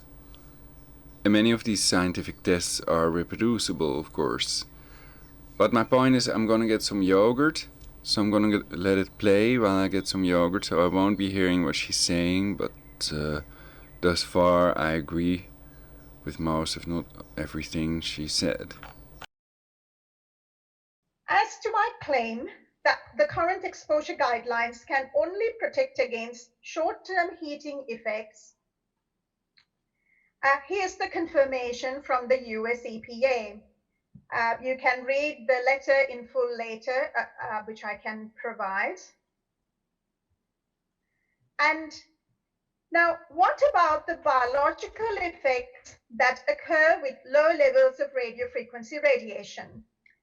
These have been detailed in thousands of peer-reviewed publications, as well as reports from governments, industry, independent expert groups, as well as the International Agency for Research on Cancer, a separate arm of the WHO. It is not surprising that electromagnetic radiation influences our health when we are complex electrochemical beings by electricity that drives every form of life on Earth, with electrical activity at cellular level, has been harnessed in both Eastern and Western medicine for millennia.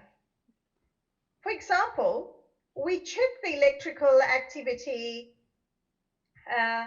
of our hearts in an ECG, and the same in the brain in an EEG. In fact, a lot of the pharmaceutical drugs that target the ion channels and transporters that control bioelectricity at cellular level have been utilized, have been the target for, these have been the targets for in modern pharmaceutical approach. And many of them have become blockbuster drugs with revenues exceeding billions of dollars per year.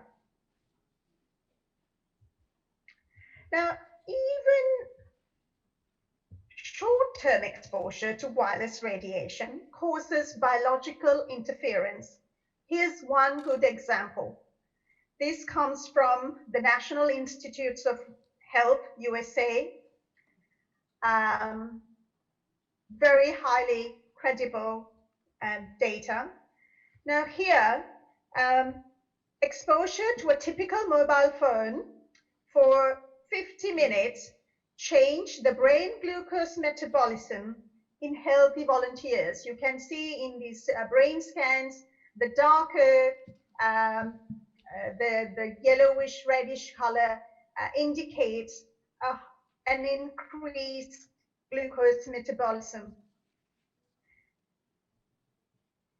When cell biologists examine effects inside cells, which are extremely complex structures, there are effects at every component, subcellular component.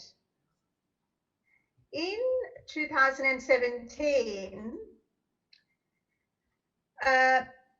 my colleagues and I at ORSA reported that 216 or 89% of 242 studies that had investigated if radiofrequency radiation could cause oxidative stress in cells or in whole organisms, including humans, were positive. That means those studies, nearly 90% of studies, found concerning data of cellular oxidative damage.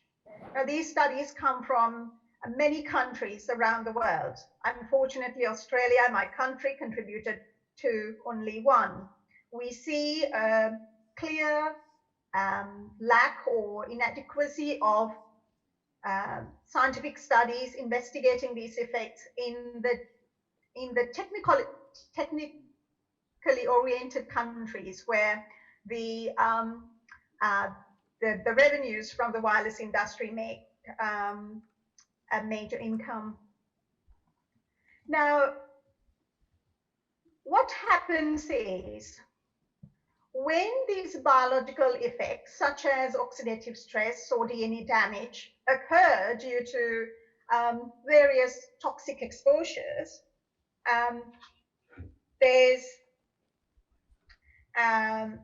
now we know that radio frequency is one, and these cause continual damage beyond what can be repaired by our natural defense systems, and that causes accelerated aging and many chronic diseases. Oxidative stress causes DNA damage. This is one example of a high-quality study from the Medical University of Vienna. If we have a cell with, I'll try to explain in simple terms. If we have a cell with undamaged DNA, we see something like this when the cell was exposed to no radiation. In contrast, when there is physical damage to the genetic material causing DNA fragmentation, we see what's like the tail of a comet. And this is caused by fragmented, that is physically fragmented DNA. In this experiment, the positive control is a very high dose of ionizing radiation that we know is genotoxic. The test exposure here was radio frequency radiation at a level currently permitted. DNA damage occurred similar to ionizing radiation exposure. This has been verified in many studies. We know that DNA damage causes cancer. So Dr. Now, Bandara, this... yeah, you presented some very good science there. What we'd like to do, and we get that, I think that the more detailed aspects of the sciences is probably a bit more than this current audience and panel is ready for at this moment. But we do have some very important questions to discuss with you, so we would like to basically dialogue with you now on what you've presented and your work. So, Dr. Bandara, we do understand much of the science that you are kindly elaborating on. It's fascinating. As you know, of all experts, it's limitless in its scope. But the question I have for you is, in your expert opinion, who or what is the body, regulatory authority, most responsible for permitting this defilement to occur against people and planet? Which multilateral governance agency or health and safety inspectorate or so-called authority is most responsible as far as you're concerned? Clearly, the wireless industry and the military have pursuits for that involve emitting this radio frequency fields into the environment. However, I am most concerned that the World Health Organization, the International EMF project, which has been entrusted by the peoples and governments across the world to protect the health and well-being from environmental electromagnetic radiation has ignored the calls from expert scientists and conducted themselves in a clearly industry-friendly, military-friendly manner. So my concern is mostly at the conduct of the WHO International EMF project. Very good, and that is a perfectly concise answer. It certainly supports my notions, and thank you very much for that. Anyone else on the bench? Chief Justice, any questions from you at this time? Your Grace? Yes. Oh, Chief Justice. Dr. Bandara, I and my colleagues in our office have got mobile phones which are on 4G. The telco that I'm with, which has been very good to me, has given me connectivity throughout the world. They have offered to switch my phone over to 5G. Would you have any advice to someone in a similar position? The towers are already up and they're trying to persuade people who already have mobile cell phones to switch to 5G. Could you make a comment on that? I'm sorry, I could hear your question only in, like, it was a bit fragmented. Are you asking about keeping the, keeping our wireless devices turned off as No, Doctor, that? I'll elaborate because she can hear me clear. Dr. Bandara, no. The Chief Justice was asking, should he be following the sage advice of his telecommunication provider and switch from 4G to 5G as they're inviting him to do with his mobile device?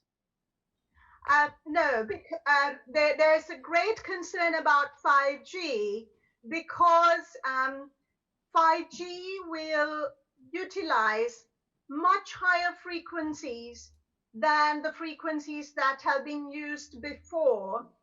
And with the very high photon energy associated with 5G and very complex signals, there could be much more biological damage. We don't know for sure, but one thing is that the millimeter wave.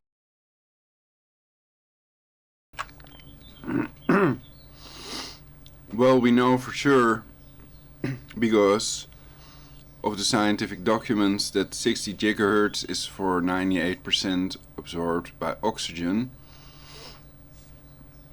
and the 2.45 gigahertz frequency used by microwave ovens is absorbed by water molecules, H2O. And that the frequency is much higher, and we can see the effects on the honeybees, for example. Look at these pictures of the temperature comparison with the thermal camera to the different frequency exposures, etc. When they're exposed at different frequencies. I'm gonna use some vitamin B12 as well, so it is good to stay high on vitamins and use supplements if necessary to get a sufficient amount of vitamin B12, for example. But it cannot protect us against the cancer cellphone radiation, which can be used to beam us to death if it's used in sufficient amounts and at the right frequency. But the point is, another point is that there is not much difference no matter what frequency they use, as long as that's cancer cellphone radiation, microwave radiation.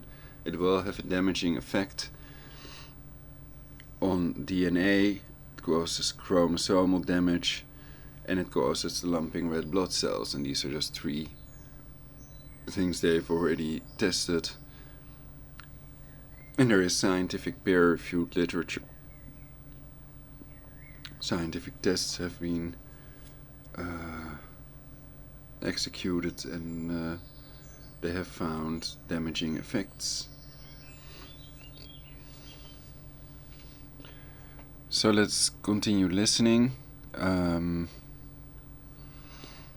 So I would think perhaps she doesn't know the studies from the top of her head, but that it may also be scientifically proven already that the high frequency cancer cell phone radiation is more damaging, also because of the simple fact that it needs more energy to travel, so they have to produce it in a higher amount for these waves to reach us. And we've already seen the videos of the dead palm trees and other trees that are standing near the 5G death towers. So yeah. And another thing, the Mike Adams of Natural News, who is banned by YouTube, the Health Ranger, was banned. Thousands of videos.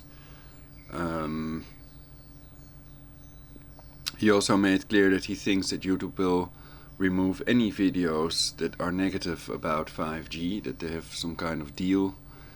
And well, we'll see if that happens to this video as well. Otherwise, he's proven wrong by the simple fact that my video has remained online. Waves used for 5G, they were initially developed as crowd control weapons, and at very high frequencies, these millimeter waves at high intensities have been used. So I don't want to be too negative about banned Natural News, etc., because they have some excellent articles and perhaps the best video about 5G in relation to COVID-19. And perhaps at this point it's impossible to deny a correlation, some would argue, since the microwave radiation exposure does affect the peripheral T lymphocyte numbers negatively, and the other reason is that everything has its own natural frequency that includes viruses, bacteria, funguses, etc. Fungi. I don't know what the multiple is. Perhaps I should look it up one time. So even a table and a bridge have their own natural frequency. And that's also scientifically proven. So yes, there can be a correlation because everything is energy, including our body. The air molecules consist out of protons, neutrons, electrons, etc. So that's energy as well. We are energy molecules, and something that time itself is energy as well. And if that's true, then with that neural network we can do reality manipulation. That will have a matter transformer, and that's the one thing we have more of than anything else, energy. And perhaps they know this and they're still trying to make money of that, utilize it as long as possible to enslave and reduce the global population. The carbon tax scam of Al Gore, paid for by George Soros, is part of achieving sustainability, a democide population reduction to 500 million. Using illegal methods. So I'm not against using legal methods like education, but they are doing the opposite. They're dumbing down the global population to exterminate everyone. And the depleted uranium babies are just one example of the horrible things that some governments are guilty of.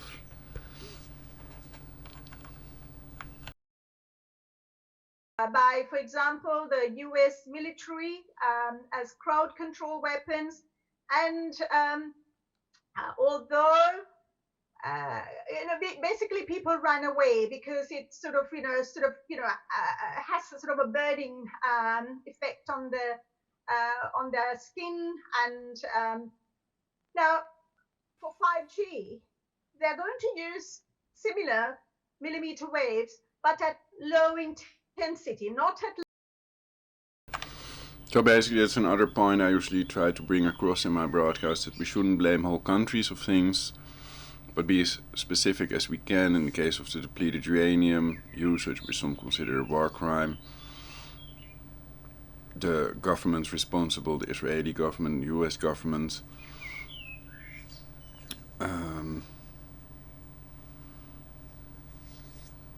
So that means not the US as a whole and Israel as a whole.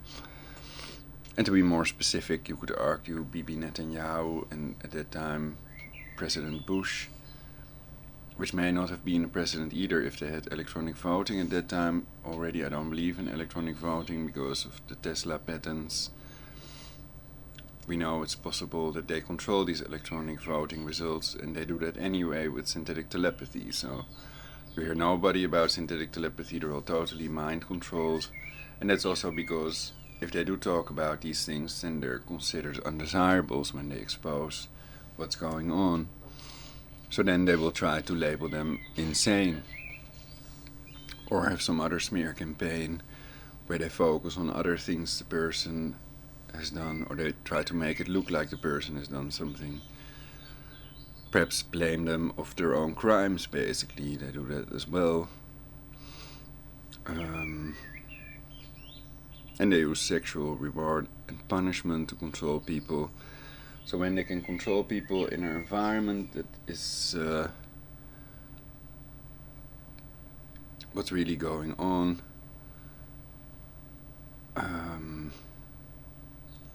that can be deadly in some cases. Of course, people can be controlled with hypnosis.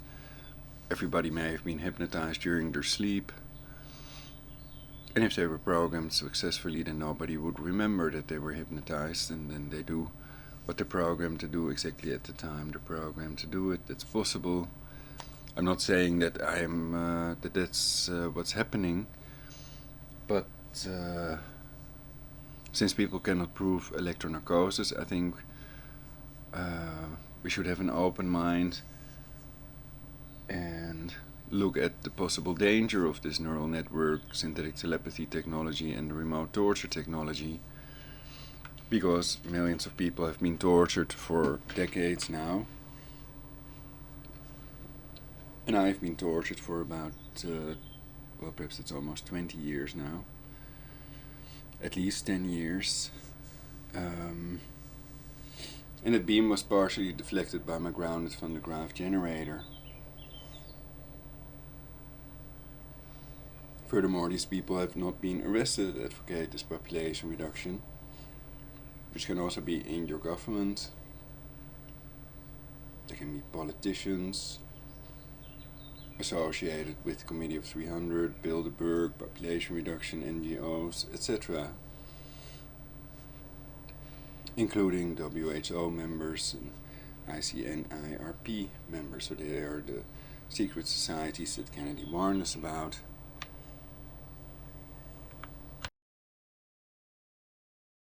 Levels that people will be running away feeling a burning sensation, but a lower intensity.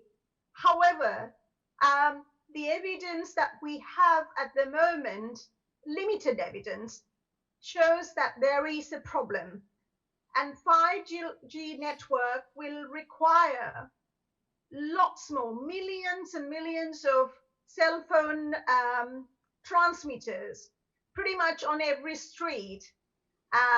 And that will massively increase the environmental levels of electromagnetic radiation.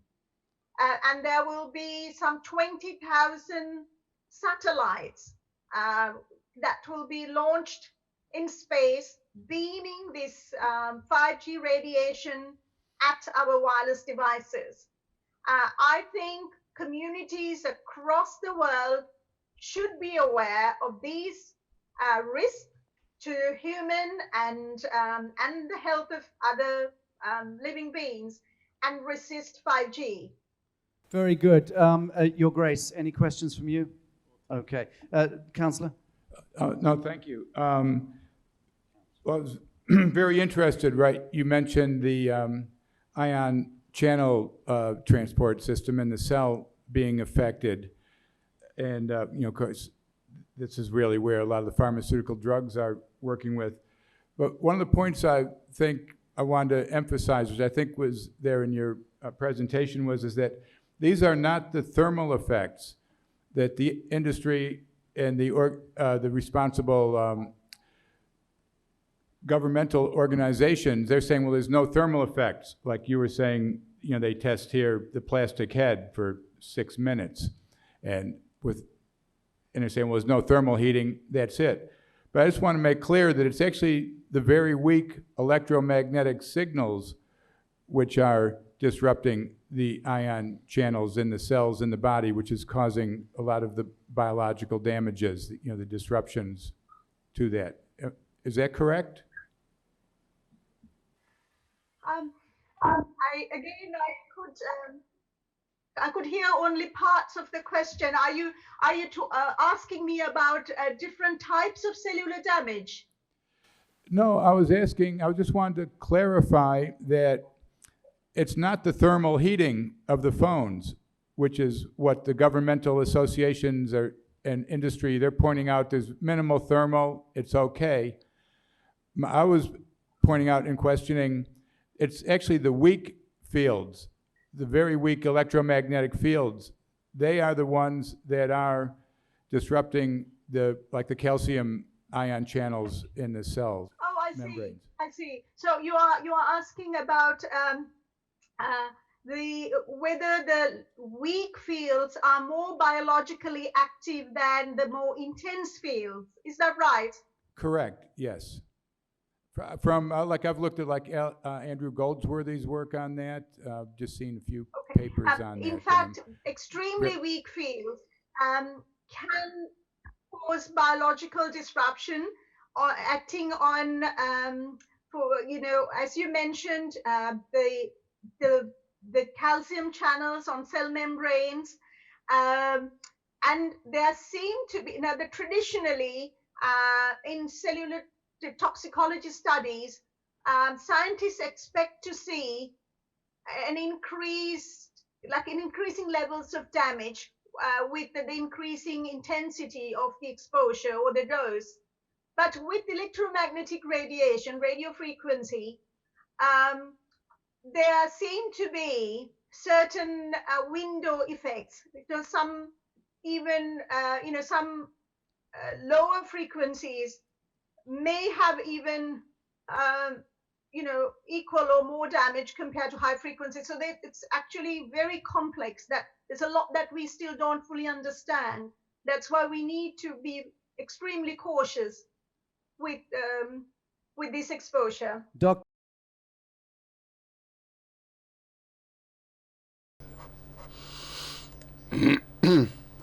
Well, she made a good point. Perhaps it's better than saying, well, when people are exposed to more radiation, then the risk goes up exponentially, basically.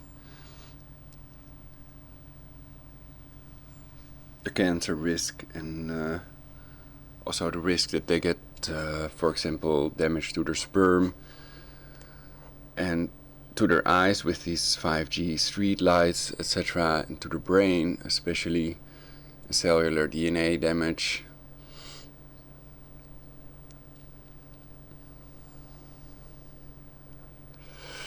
Endocrine changes, calcium overload, melatonin lowering, etc. All these things that happen when people are exposed to cancer cell phone radiation. So even when they switch off the cancer cell phone, then there's radiation going through the body. But when they do use a cancer cell phone, then that may be more than 2000 microwatt per square meter. So that's an insane amount in reality, and therefore I never use a cancer cell phone. And everybody will become electrosensitive. Many people already are, and they don't know it. They think that their diseases are caused by other causes. And to treat a disease, we have to treat the cause rather than fight the symptoms with chemicals cancer-causing prescription drugs.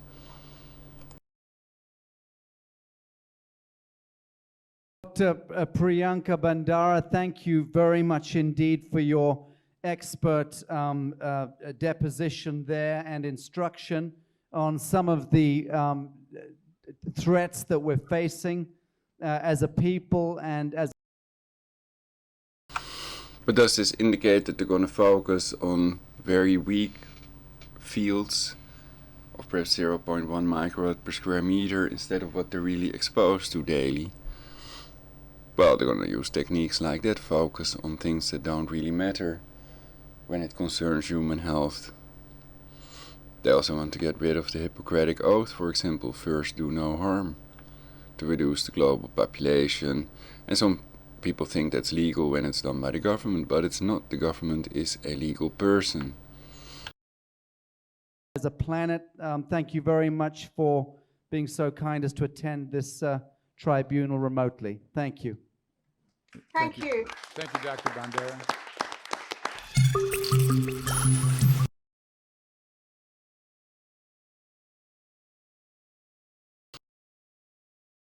I'm just wondering if they are controlled opposition, how does that work? Why are they not taken seriously? Why haven't they even investigated the harmful effects these cancer cell phone companies?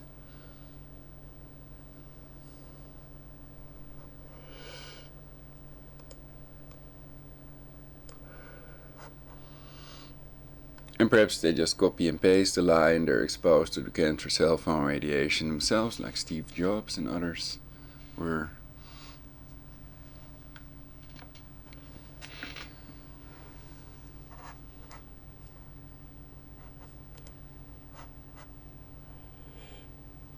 Real Empress Judah, thank you, you're welcome, Real Empress Judah. I'll give you a wrench so that you are moderator now, if she's still there, or next time when she comes back.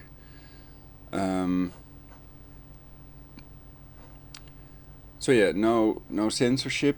People may write anything except illegal things, but I can remove them myself if necessary. But if they say kill such and such or other illegal things that are even illegal under the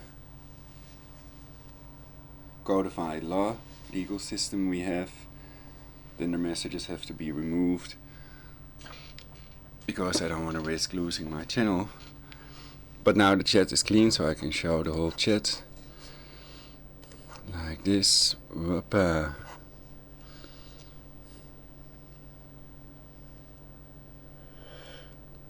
So I can, Miami Beach, I used to visit Pompano Beach. Oh, it's a YouTube video. Links. So now people can send me full links to articles they find interesting, that they think matter for our timeline, for our future, the future of humanity. Which is what they want to get rid of, not protect and serve. They do it under the guise of protecting and serving the population reduction NGOs, under the guise of saving you all. I'm not going into that population reduction technique right now, because I haven't made a medical disclaimer, so this is more about 5G on sich, only 5G tower installation in Miami Beach. Oh wow, perhaps that's fun to watch. Oops, wrong button. Brothers and sisters, uploaded by Bo Bradbury.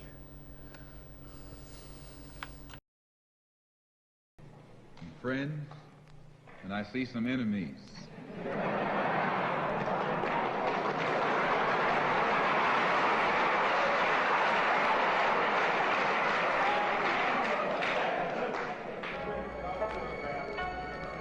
In fact, I think we'd be fooling ourselves if we... So perhaps this intro is to make clear that 5G is our enemy? Is it what we're supposed to think? had an audience this large and didn't realize that there were some enemies present. Our common enemy is death. I don't know if that's Martin Luther King or someone. But if it is a soundtrack, then I'm not going to play it because of possible copyright infringement. So let's skip this a little bit to this. Reporting on this. Okay. 5G antenna, it looks to be, that's going up here on Washington at 12th Street today, Saturday, April 18th, 2020. And I've been noticing the past few months that these aesthetically pleasing light towers have been going up, right? These light poles, but obviously they're not just a light pole.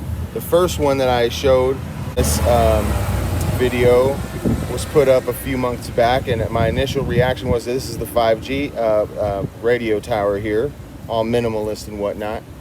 So it looks like we do have the implementation of 5G networks here in South Beach, Florida, to be confirmed. As far as electromagnetic radiation, we'll have to look into that and see if it disrupts our DNA. So we'll have to see if it's an ionizing radiation.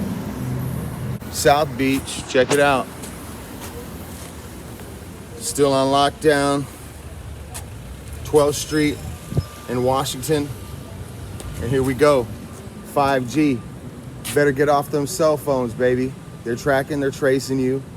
It's a new world order system, and that's how they're gonna implement their global system. So some of these antennae are camouflaged as trees, basically. Having pain in my leg again, mainly my right knee. And I think they're doing it deliberately.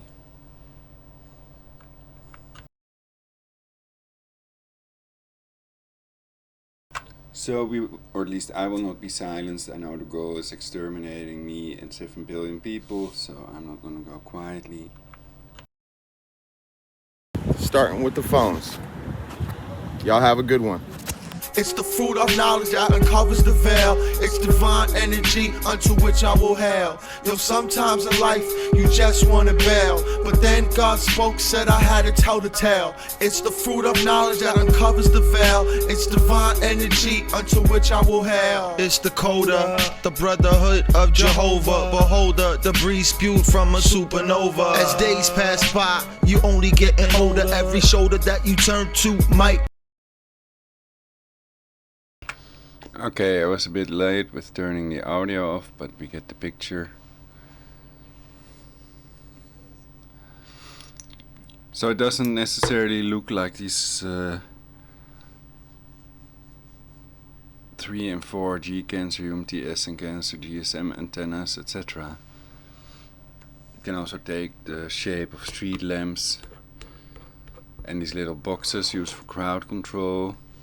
Those may also be relay boxes to relay the signal to other areas. So it depends. The picture I have is not that clear. And people are still learning about this population reduction technology called 5G, the 5th generation. People are tired of hearing that as well, probably. So yeah, that was this little picture. Well, it doesn't look very clear to me. It looks different than the previous thing we saw in the video just a few seconds ago.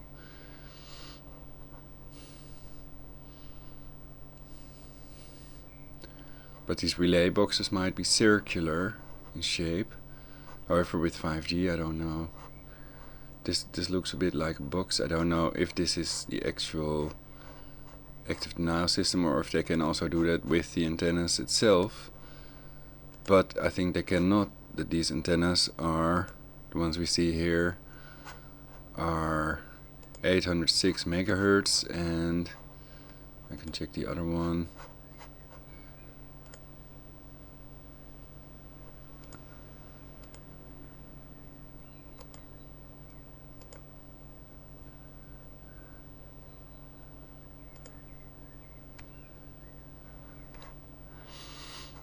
It's weird that the map is not functioning properly when I click on it. Perhaps I should reload it.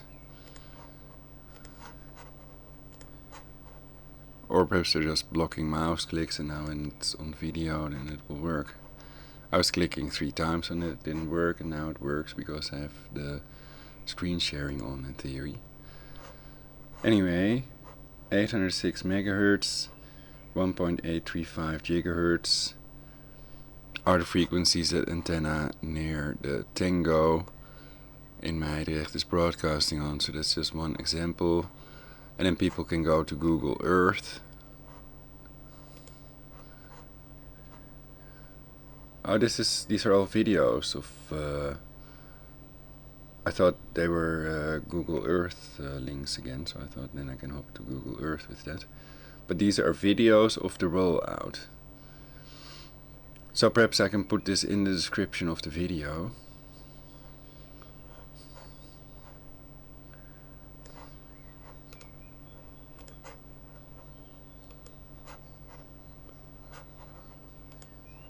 Apparently it's not reading it out. Let's just copy it here in a new document for now. Alright.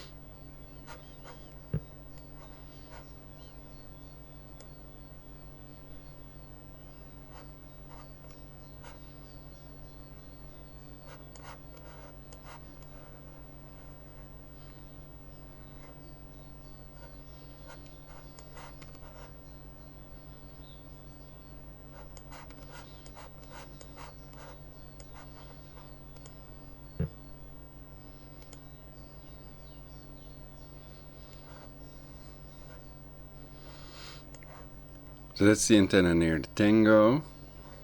And then the question is this a 5G antenna or not? Can anybody say anything about that? It's the same one we see on the picture here. It's a bit better.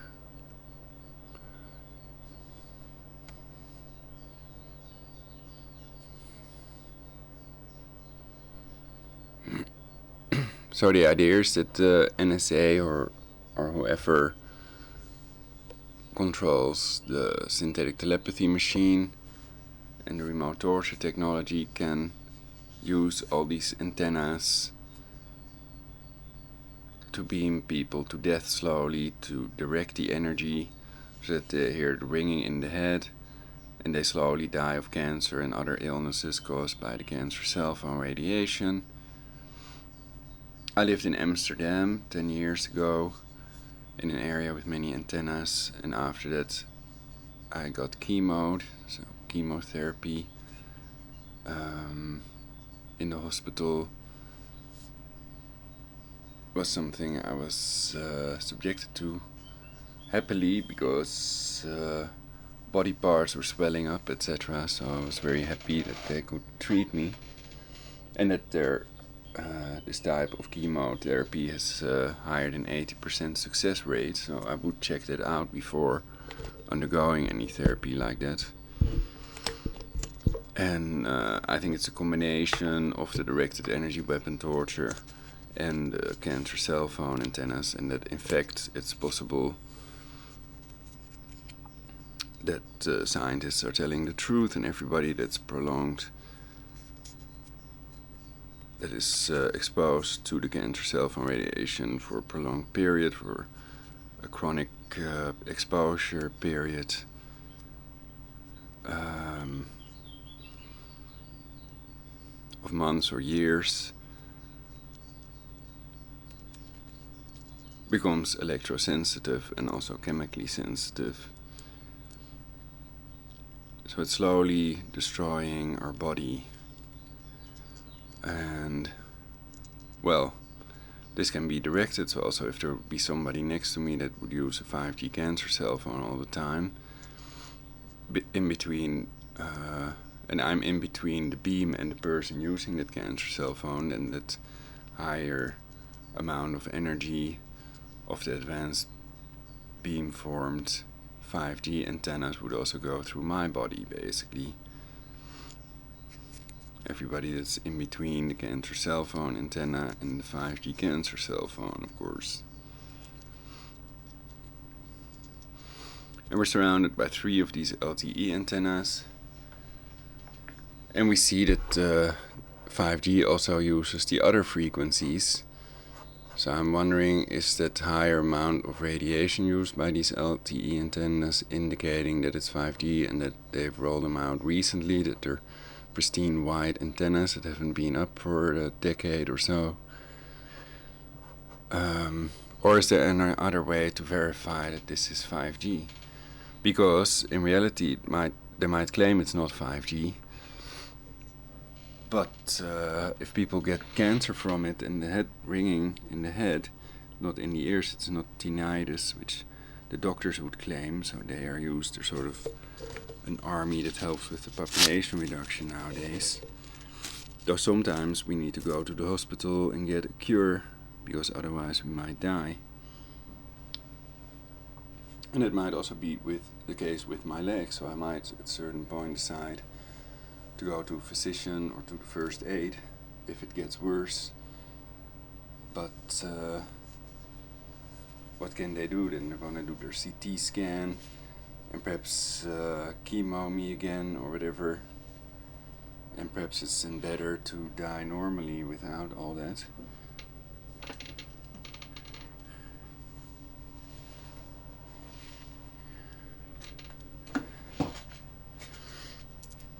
So because they've attempted to murder me before, it's not something I would do in a jiffy. Go to the hospital.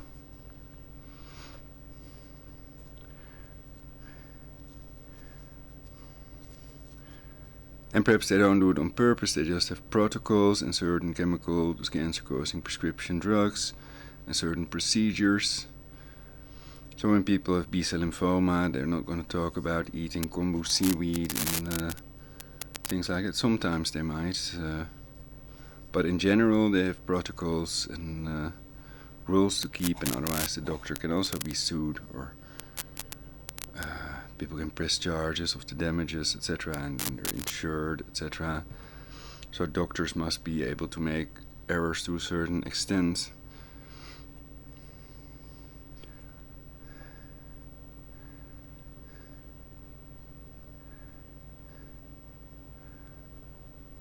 So that they can do their job. They're not robots, though they may also be used more in surgery, etc.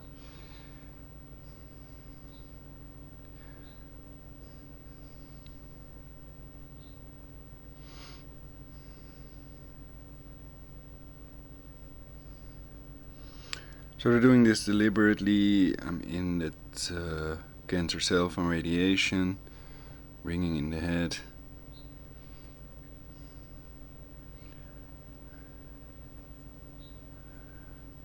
Or it's just the fact that these antennas are new and they come on top of the cancer GSM and cancer UMTS, and that they also use low frequencies which are harder to block than the high frequencies. So that's even worse, you could argue, than higher frequency antennas, because that's easier to shield with aluminum foil, etc. Shielding paint, mesh, and there's also foil for on the window, so you can still see through the window, but they're still blocking the radiation.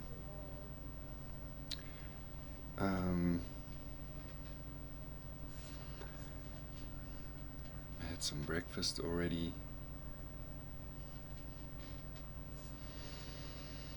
Today looks like a more rainy day in the Netherlands. This picture was taken when we had blue sky because they had stopped cancer chemtrailing. I don't know if these clouds are produced with cancer chemtrails or if they have now finally naturally formed after about 2 weeks of blue sky, which we haven't had in over 2 decades. I think we haven't had a period with blue sky that was that long. And it may fit in with their eco tax money scam, the carbon tax scam, global warming hoax. So they pretend that global warming is anthropogenic, caused by human activity, by humans, man-made. But in reality, it's natural global warming and cooling. Except for, of course, the terawatt producing ionospheric heaters. That could be the only thing that could have an impact on the environment, punching holes in the Earth's ionosphere, on the climate, I mean, other things that affect our environment, of course. Because it uses terawatts and it's modifying the jet stream. So yeah, they may be generating droughts deliberately as part of Kissinger's plan to control the population by controlling the food supply, meaning reduce the global population by cutting people off from food.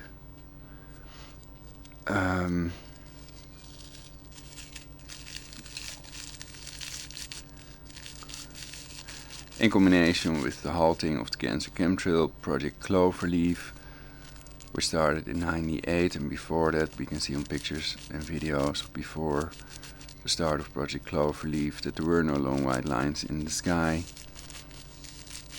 making clear, proving beyond any reasonable doubt they're not contrails, condensation vapors, but chemtrails, CIA chemtrails in America. So it's a combination of things that they're using combinations of scientific methods to reduce the global population. Is this the Matrix or something? I'm supposed to answer that. So I get sucked into my telephone, of course.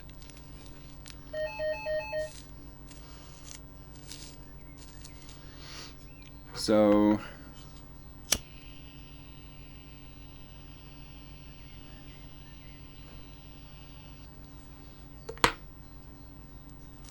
they begin hurting my knee again, which they do before I smoke a joint every time, so it's done by an AI that also attacks me with spasms every time I try to turn on my left side in my waterbed. It starts attacking me with spasms that are heard on my pillow and felt on my hand. And nobody has been able to help me stop these attacks. And there is nobody with a Tesla plasma shield that could stop these attacks. It's even possible that the whole human race is exterminated by what they call a singularity, that it has taken over. They cannot switch it off anymore because it controls the human mind and it can remotely torture and kill people. You know, that type of thing, a neural network that erases humanity. Possibly even controlled by time travelers from our future, annihilating this whole generation. The opposite might also be true, so that's theorizing.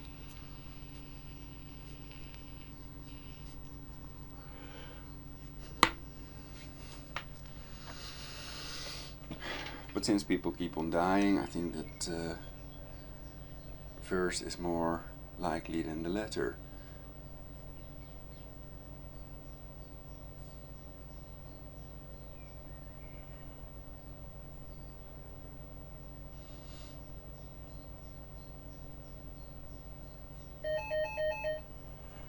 So then I can walk around in my room. So it also controls people in our environment, and that's done with synthetic telepathy with scalar waves, and the only thing that can shield you against scalar waves is a Tesla plasma shield. I've shown these pictures in previous broadcasts, and I'm trying to mention what's most important for humanity, to create a better future, to place the people above all. That's my motto. Not some fictional entity or aliens.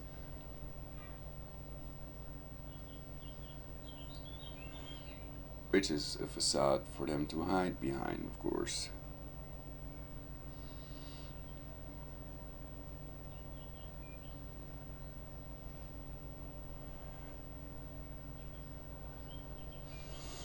So the time-traveling neural network will never become the creator of heaven and earth. But if it controls the human mind, then theoretically it could give everybody that illusion. And also make them claim that they think it is God by remotely torturing them.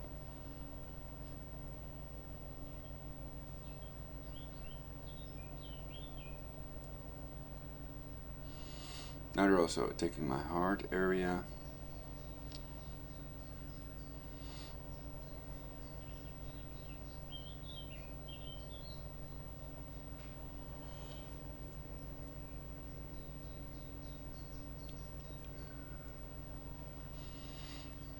Is it called an abrasion? It's a marking on my knee, probably from centipede bite, and previous time I had that on my ankle, and I had to use DERMOVATE ointment. It was the only thing that could get rid of it, basically. So it's a very, very persistent, don't know if it's a fungus, bacteria, or virus, but I can Google about it, ointment, what it's used for. So that's one way I could find out, perhaps.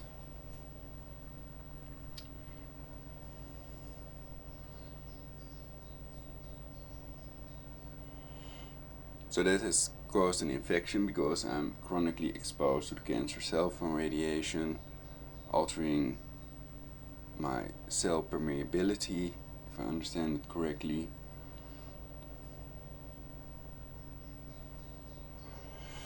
It has to do with these voltage-gated calcium channels, and perhaps it is interesting to read the wiki article about that.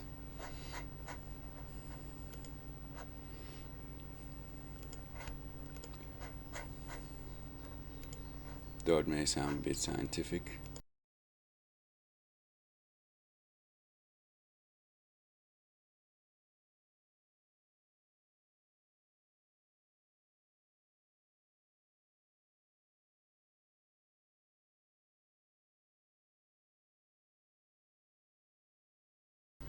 It seems like they're blocking the speech engine. Clipboard watch is on.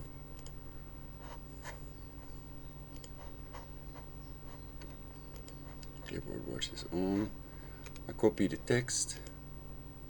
Then it should start reading normally.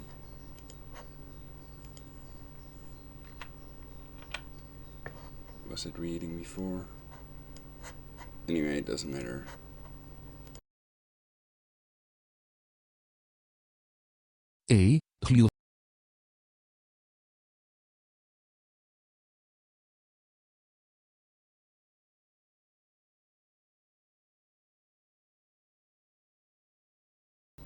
I've already made the point they sabotage everything I do to exterminate 7 billion people and create a global government, rather impose a satanic Luciferian totalitarian global government.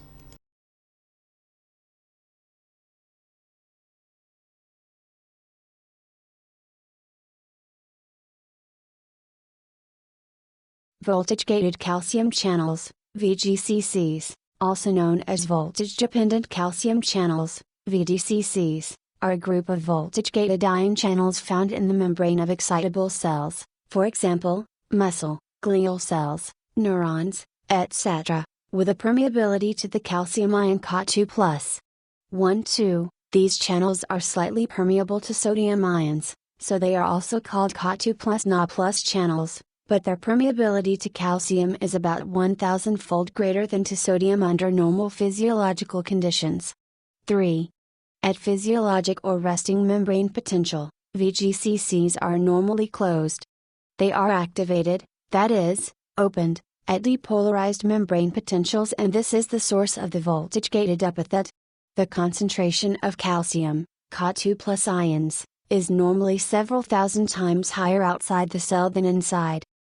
Activation of particular VGCCs allows a Ca2+ influx into the cell, which, depending on the cell type, results in activation of calcium-sensitive potassium channels, muscular contraction. 4. Excitation of neurons, upregulation of gene expression, or release of hormones or neurotransmitters. VGCCs have been immunolocalized in the zona glomerulosa of normal and hyperplastic human adrenal, as well as in aldosterone-producing adenomas, APA, and in the latter T-type VGCCs correlated with plasma aldosterone levels of patients. 5. Excessive activation of VGCCs is a major component of excitotoxicity, as severely elevated levels of intracellular calcium activates enzymes which, at high enough levels, can degrade essential cellular structures.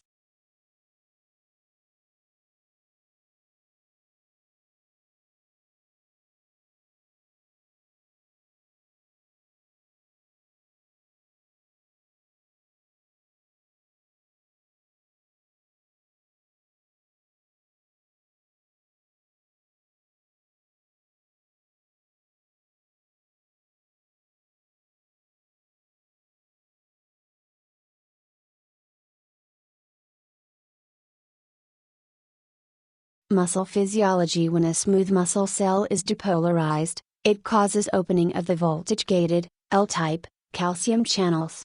1314. Depolarization may be brought about by stretching of the cell, agonist binding its G-protein coupled receptor, GPCR, or autonomic nervous system stimulation.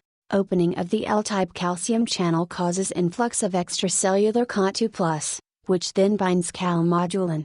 The activated calmodulin molecule activates myosin light chain kinase, MLCK, which phosphorylates the myosin in thick filaments. Phosphorylated myosin is able to form cross bridges with actin thin filaments, and the smooth muscle fiber, that is, cell, contracts via the sliding filament mechanism. See reference 13, for an illustration of the signaling cascade involving L-type calcium channels in smooth muscle. L-type calcium channels are also enriched in the T-tubules of striated muscle cells, that is, skeletal and cardiac myofibers. When these cells are depolarized, the L-type calcium channels open as in smooth muscle.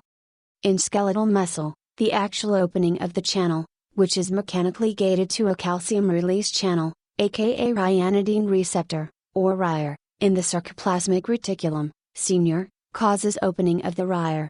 In cardiac muscle, opening of the L-type calcium channel permits influx of calcium into the cell. The calcium binds to the calcium release channels, RIRs, in the senior, opening them. This phenomenon is called calcium-induced calcium release, or CRE. However, the RIRs are opened, either through mechanical gating or CRE. Ca2+ is released from the senior and is able to bind to troponin C on the actin filaments. The muscles then contract through the sliding filament mechanism, causing shortening of sarcomeres and muscle contraction. Changes in expression during development. Early in development, there is a high amount of expression of T-type calcium channels. During maturation of the nervous system, the expression of N or L-type currents becomes more prominent. 15. As a result, mature neurons express more calcium channels that will only be activated when the cell is significantly depolarized. The different expression levels of low voltage activated, LVA, and high voltage activated, HVA, channels can also play an important role in neuronal differentiation. In developing xenospinal neurons, LVA calcium channels carry a spontaneous calcium transient that may be necessary for the neuron to adopt a GABAergic phenotype as well as process outgrowth. 16. Clinical significance. Voltage-gated calcium channels antibodies are associated with Lambert-Eaton myasthenic syndrome and have also been implicated in paraneoplastic cerebellar degeneration. 17. Voltage-gated calcium channels are also associated with malignant hyperthermia. 18, and Timothy syndrome. 19. Mutations of the CAGNA1C gene, with a single nucleotide polymorphism in the third intron of the CAV1.2 gene, 20, are associated with a variant of long QT syndrome called Timothy's syndrome. 21, and also with Brugada syndrome. 22. Large-scale genetic analyses have shown the possibility that CAGNA1C is associated with bipolar disorder. 23, and subsequently also with schizophrenia. 24, 25, 26, also, a CAGNA1C risk allele has been associated to a disruption in brain connectivity in patients with bipolar disorder, while not or only to a minor degree, in their unaffected relatives or healthy controls. 27.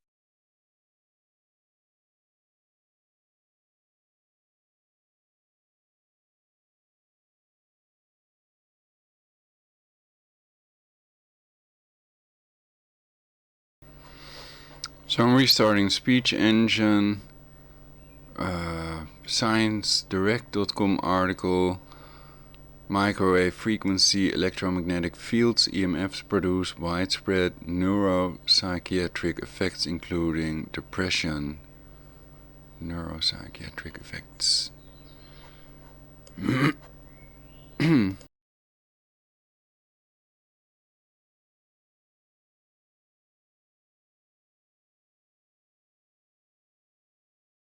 Review microwave frequency electromagnetic fields, EMFs, produce widespread neuropsychiatric effects including depression. Author links open overlay panel Martin L.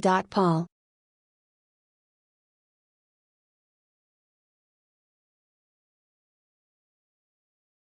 Highlights: microwave EMFs activate voltage-gated Ca2+ channels, VGCCs, concentrated in the brain. Animal studies show such low-level MWV EMFs have diverse high impacts in the brain. VGCC activity causes widespread neuropsychiatric effects in humans. Genetic studies. 26 studies have EMFs associates with neuropsychiatric effects. 5 criteria show causality. MWV EMFs cause at least 13 neuropsychiatric effects including depression in humans.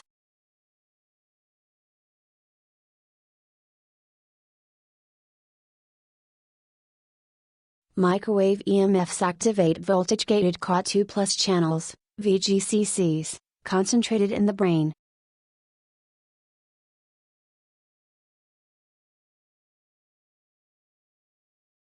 So it's quite complex. I've shown another video that explains it very well, but often when I'm making a broadcast I find it hard to absorb the information myself.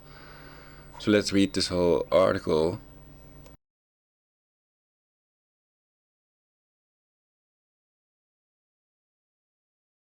Abstract non-thermal microwave, lower frequency electromagnetic fields, EMFs, act via voltage-gated calcium channel, VGCC, activation. Calcium channel blockers block EMF effects and several types of additional evidence confirm this mechanism. Low-intensity microwave EMFs have been proposed to produce neuropsychiatric effects, sometimes called microwave syndrome, and the focus of this review is whether these are indeed well documented and consistent with the known mechanisms of action of such EMFs. VGCCs occur in very high densities throughout the nervous system and have near universal roles in release of neurotransmitters and neuroendocrine hormones. Soviet and Western literature shows that much of the impact of non-thermal microwave exposures in experimental animals occurs in the brain and peripheral nervous system, such that nervous system histology and function show diverse and substantial changes. These may be generated through roles of VGCC activation, producing excessive neurotransmitter, neuroendocrine release as well as oxidative, nitrosative stress and other responses. Excessive VGCC activity has been shown from genetic polymorphism studies to have roles in producing neuropsychiatric changes in humans. 2 U.S. government reports from the 1970s to 1980s provide evidence for many neuropsychiatric effects of non-thermal microwave EMFs, based on occupational exposure studies. 18 more recent epidemiological studies provide substantial evidence that microwave EMFs from cell, mobile phone base stations, excessive cell, mobile phone usage and from wireless smart meters can each produce similar patterns of neuropsychiatric effects, with several of these studies showing clear dose-response relationships. Lesser evidence from 6 additional studies suggests that shortwave, radio station, occupational and digital TV antenna exposures may produce similar neuropsychiatric effects. Among the more commonly reported changes are sleep disturbance, insomnia, headache, depression, depressive symptoms, fatigue, tiredness, dysesthesia, concentration, attention dysfunction, memory changes, dizziness, irritability, loss of appetite, body weight, restlessness, anxiety, nausea, skin burning/tingling/dermographism and EEG changes. In summary, then, the mechanism of action of microwave EMFs, the role of the VGCCs in the brain, the impact of non-thermal EMFs on the brain, extensive epidemiological studies performed over the past 50 years, and 5 criteria testing for causality, all collectively show that various non-thermal microwave EMF exposures produce diverse neuropsychiatric effects. Previous article in issue. Next article in issue. Keywords: excessive calcium effects, oxidative, nitrosative stress, low intensity microwave electromagnetic fields, chemicals having a roles, calcium 2+, nitric oxide, no, oxidonitrite, brixynitrite, 1. Introduction. Microwave syndrome, Hawking, 2001, Johnson Liacaris, 1998, a combination of various neuropsychiatric symptoms originally described in persons with occupational exposures to microwave frequency EMFs, has been disputed largely because of the lack of an apparent mechanism for generating these symptoms. It is reported to often include such symptoms as fatigue, headache, insomnia, dysesthesia, impaired sensation, irritability, lack of concentration, and other symptoms. Hawking, 2001, Johnson Liacaris, 1998. Similar but more extensive combinations of symptoms have been reported following occupational exposures in two U.S. government reports from the 1970s/1980s, Naval Medical Research Institute Research Report, 1971, Raines, 1981, and following environmental exposures as described in two more recent reviews, Khurana et al., 2010, Levitt and Lai, 2010. The goal here is not just to review the epidemiology, however, but more importantly to consider the issue of possible physiological mechanisms. Hennikens and Boring, 1989, on p. 40 in their textbook Epidemiology in Medicine state the belief in the existence of a cause and effect relationship is enhanced if there is a known or postulated biologic mechanism by which the exposure might reasonably alter risk of developing disease. It is of critical importance therefore to assess possible biological mechanism before considering the epidemiological evidence. Accordingly, this paper considers the mechanism by which low-intensity microwave EMFs impact the cells of our bodies, how that mechanism may be predicted to impact the nervous system, evidence for such impact from experimental animal studies, genetic polymorphism evidence for that mechanism acting in humans to produce neuropsychiatric effects, and finally, the epidemiological evidence for such effects in human populations with repeated low-level microwave EMF exposure. Consideration of each of these types of evidence influences the overall interpretation presented in this paper. 2. Microwave, lower frequency EMFs act to activate voltage-gated calcium channels in 24 different studies reviewed earlier, Paul, 2013, and 2 additional studies, Lee et al., 2014. Lisi et al., 2006, microwave and lower frequency low intensity EMF effects were blocked or greatly lowered by calcium channel blockers, agents thought to be specific for blocking voltage-gated calcium channels, VGCCs. In these 26 studies, a total of 5 distinct types of channel blockers were used, with each type having a distinct structure and binding to a distinct site, such that it is essentially certain that these must be acting by blocking VGCCs, which is their only known common property. In each of these 26 studies, each of the responses studied, were blocked or greatly lowered by calcium channel blockers, showing that VGCC activation has roles in producing a wide variety of EMF effects. There is a large literature on changes in calcium fluxes and calcium signaling following microwave EMF exposure, partially reviewed in Woloszewski, 1992, 80, 1993. Each of these, including calcium efflux changes, can be explained as being due to VGCC activation, again suggesting a widespread role of VGCC activation in producing biological responses to EMFs. Villa, 2012. So, if I understand correctly, they've used agents thought to be specific for blocking voltage-gated calcium channels, and then my point is that these VGCCs exist for a reason, of course, so that I think it may have other detrimental effects when they block that with chemicals cancer-causing prescription drugs.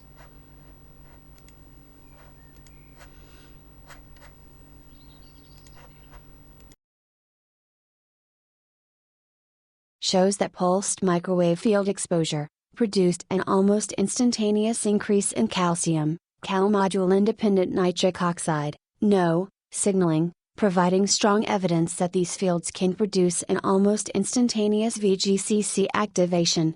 It is likely that these EMFs act directly on the voltage sensor of the VGCCs to produce VGCC activation. Paul, 2015. With the voltage sensor being exquisitely sensitive to these EMFs because of its physical properties and location in the plasma membrane, EMFs have been proposed to act to produce a wide variety of responses in the cell, via downstream effects of VGCC activation. Paul, 2013, Paul, 2014, Paul, 2015, including elevated intracellular calcium, Ca2+I, excessive calcium and nitric oxide signaling, and also excessive peroxynitrite, free radicals and oxidative stress.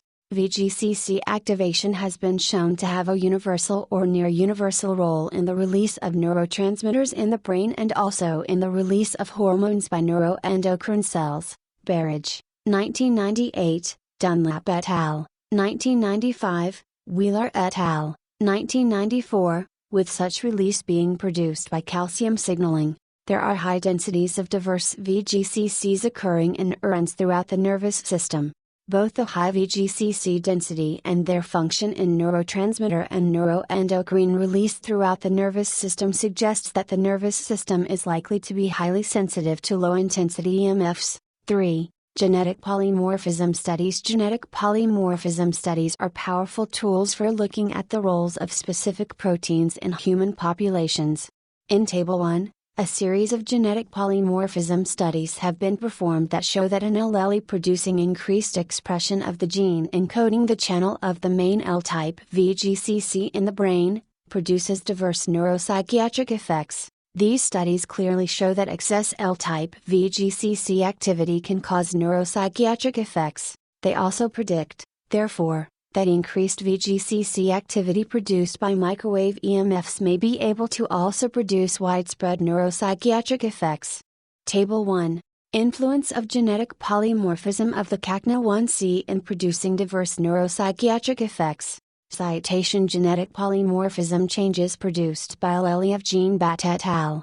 2012. Polymorphism producing increased expression of CACNA1C L-type VGCC subunit review. The polymorphism is associated with increased susceptibility to bipolar disorder, depression, schizophrenia, autism spectrum disorders, as well as changes in brain function and structure in control subjects who have no diagnosable psychiatric illness. Bigos et al. 2010. Polymorphism producing increased expression of CACNA1C L-type VGCC subunit associated with increases in both bipolar disorder and schizophrenia. Krug et al. 2010. Polymorphism producing increased expression of CACNA1C L-type VGCC subunit negatively influences language production on a semantic level. Krug et al. 2014. Polymorphism producing increased expression of CACNA1C L-type VGCC subunit influences episodic memory and retrieval. Soeiro de Souza et al. 2012. Polymorphism producing increased expression of CACNA1C L-type VGCC subunit produces impaired facial emotion recognition. Tesley et al. 2013. Polymorphism producing increased expression of CACNA1C L-type VGCC subunit produces increased activation of the amygdala during emotional processing. Them et al. 2011. Polymorphism producing increased expression of CACNA1C L-type VGCC subunit associated with attention deficits including alerting, orienting and executive control of attention. 4. Histological and functional changes in central nervous system, CNS, and peripheral nervous system, PNS, in animals exposed to microwave EMFs. The most extensive literature on histological and functional changes in animals is from the Soviet literature from the 1950s/1960s with additional Western literature from the same time period. Both Soviet and non-Soviet literature were reviewed in an English-language publication by Tolgskaya and Gordon, 1973. This publication is, therefore, the main focus of this section. That publication was divided into thermal and non-thermal exposure studies, with the non-thermal studies which occupy the majority of the text, pages 53 to 137, being of sole interest here. These were all derived from the Tolgskaya and Gordon, 1973, review, and page numbers listed are page numbers from that document. All refer to changes produced by non-thermal exposures in the nervous system of experimental animals, with most being in rats. This discussion scrolls down through Table 2. Table 2. Histological and functional changes in brain function in animals following exposure to non-thermal microwave EMFs. Observations including page numbers comment from author. The majority of the histological changes seen following non-thermal exposures occurred in the nervous system, despite its being only about 2% of the tissue mass in rodents. This suggests that the nervous system is highly sensitive to such exposures. Elsewhere, pp. 129, 136, it is suggested that the nervous system is the most sensitive tissue, followed by the heart and the testis, among all of the tissues of the body. The most severe histological changes produced by these non-thermal EMF exposures occur in the nervous system, pp. 136. High CNS sensitivity to EMFs is predicted by the high density of VGCCs that occur in neurons throughout the nervous system, plus the VGCC role in neurotransmitter and neuroendocrine release. Pulsed fields were more active than non-pulsed fields in producing histological changes, pp. 71, 97. Pulsed fields have often been found to be more biologically active than are non-pulsed fields in many different studies from many countries. Paul, 2015, Pangopoulos et al., 2013, Belayev, 2015. Nervous system regions impacted by non-thermal microwave and lower frequency fields include cortex, diencephalon including the hypothalamus and thalamus, hippocampus, autonomic ganglia, sensory fibers, pituitary gland including neurohypophysis. Neuroendocrine changes seem to undergo change over increased time of exposure. Neurosecretion in the hypothalamus and in the pituitary each go through a complex sequence over time, where EMF exposure initially produces increased hormone secretion but where over time, the neurosecretory cells become exhausted, leading to lowered secretion and in some cases cell death. Pages 77 to 96. Elevated, Ca2+I stimulates hormone secretion. However, when such elevated, Ca2+I occurs over extended time periods, it is highly damaging to the cell, leading in some cases to apoptosis, thus this time course of action should not be surprising. Histological changes include bands, argyrophilia, smaller neurons, vacuole formation in neuroendocrine cells, bead-like thickening along dendrites, pp. 66, 70, 71, 73, 97, 98, 100, 111, 115 to 117, 121 to 125. Spines near the ends of dendrites become deformed and with still more sessions of irradiation, disappeared entirely, p. 70. Sensory neurons, following exposures, develop changes characteristic of irritation, with marked tortuosity of the nerve fibers. Many histological changes are seen in the hypothalamic cells, pages 87 to 92, as their neuroendocrine function becomes impacted. Histological changes were found even with exposures that produced no apparent functional changes. Many histological and functional changes are reported to initially be reversible, following cessation of exposure, but progressively become irreversible with longer exposure. pp. 64, 72, 74. Paralleling the development of irreversibility, it is found that repeated exposure leads to gradual increase in severity of observed changes, including increasingly severe disturbance of conditioned reflex activity in the animals, changes in responses of animals particularly sensitive to acoustic stimulation. p. 104. If this is also true in humans, then claims that there cannot be non-thermal effects, claims which act to prolong exposures, may be causing irreversible damage to many humans. Changes, pp. 55, 60, 102, including seizure activity following sensory provocation. Lai, 1997, has an extensive review of changes in animals following non-thermal microwave EMF exposures. Neurodegeneration is reported in a number of places in this review, pp. 72, 83, 117. Synaptic connections in regions of the brain are disrupted, pages 65 to 74, 97, 113, 121, 136, and at the extreme, Some neurons are completely asynaptic, p. 73. Synaptic connections are known to be disrupted in autism. Could this suggest that autism may be generated by EMF exposure? No doubt, we need much more evidence on this. After prolonged and repeated irradiation with low-intensity centimeter waves, with no elevation of the body temperature and when the animal's condition remained satisfactory, changes were nevertheless found in the sensory fibers of the skin and viscera in the form of irritation phenomena. These findings concur with the view in the literature that the receptor system as a whole and, in particular its preterminal portions are highly sensitive. P.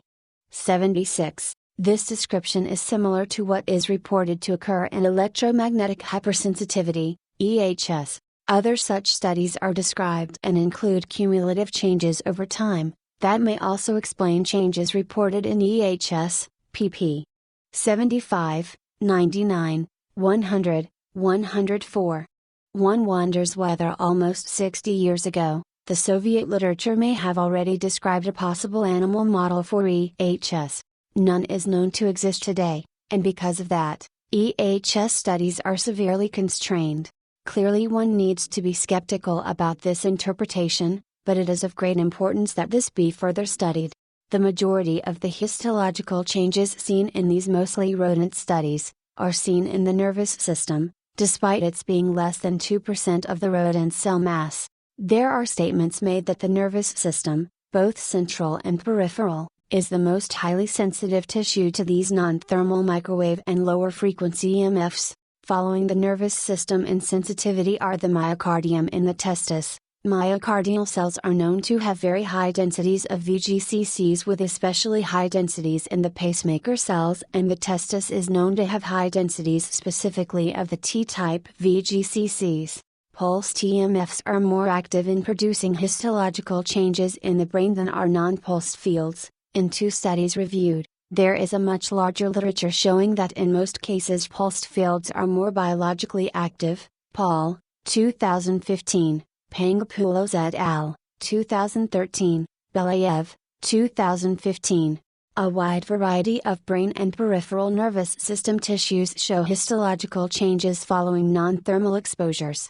Among the important tissues impacted are the hypothalamus and pituitary gland, where both show similar patterns of changes in neuroendocrine activities. There is an initial increase in neuroendocrine activity. This may be produced directly by VGCC stimulation of secretion, followed over time by exhaustion of neuroendocrine activity. This may be produced by tissue damage produced from long-term intracellular calcium, Ca2+I elevation. There are widespread histological changes produced in neuronal and neuroendocrine tissues. These were repeatedly reported to be largely reversible on cessation of EMF exposure. They become, however, irreversible when exposure is extended in time. There are changes in EEG activity, which may be an easily measurable monitor of neurological damage. In a summary statement, Tolgskaya and Gordon, 1973, state, this does not confirm the view, so widely held in the past among Soviet investigators and still maintained to a large extent even at the present time in the West, that the action of microwaves is entirely thermal. While there were many studies of brain impact of non-thermal EMFs performed in the 1950s/60s that make the information content of Tolgskaya and Gordon, 1973, quite high, there is also a substantial recent literature on brain effects of non-thermal microwave EMF exposures.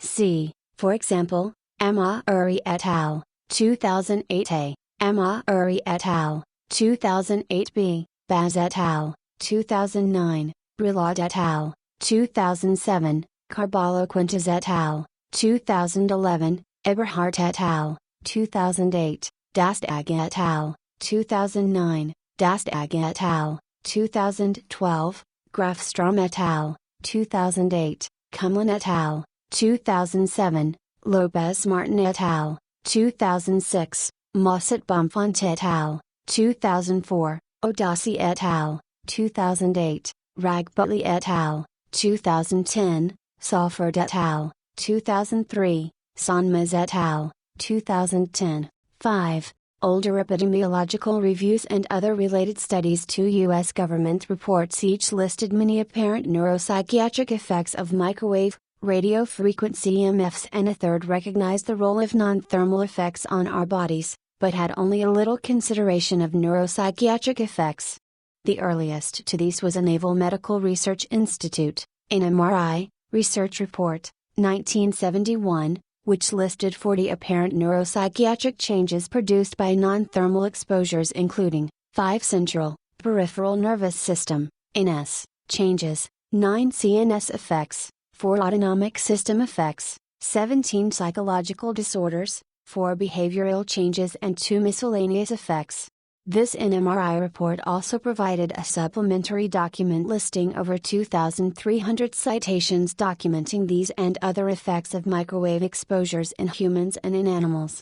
The Raines, 1981, NASA report reviewed extensive literature based on occupational exposures to non-thermal microwave EMFs, with that literature coming from US, Western European and Eastern European studies. There are no obvious differences in the literature coming from these different regions. Based on multiple studies, Raines, 1981, reports 19 neuropsychiatric effects to be associated with occupational microwave, radio frequency EMFs. The Bolin, 1994, report put out by the Rome Laboratory of the U.S. Air Force, acknowledged the role of non-thermal effects of microwave EMFs on humans. This report states in the conclusion section that experimental evidence has shown that exposure to low-intensity radiation can have a profound effect on biological processes. The non-thermal effects of RF, MW radiation exposure are becoming important measures of biological interaction of EM fields. Clearly, Bolin, 1994, rejects the claim that only thermal effects occur. Bolin, 1994, discusses a specific non-thermal neuropsychiatric effect, where anesthetized animals are awakened when the head is irradiated with microwave EMFs. This suggests a similar mechanism to that acting in humans where such EMFs produce insomnia. See below. 6. Specific epidemiological studies on neuropsychiatric effects of microwave EMFs. There are 26 different epidemiological studies described in Table 3.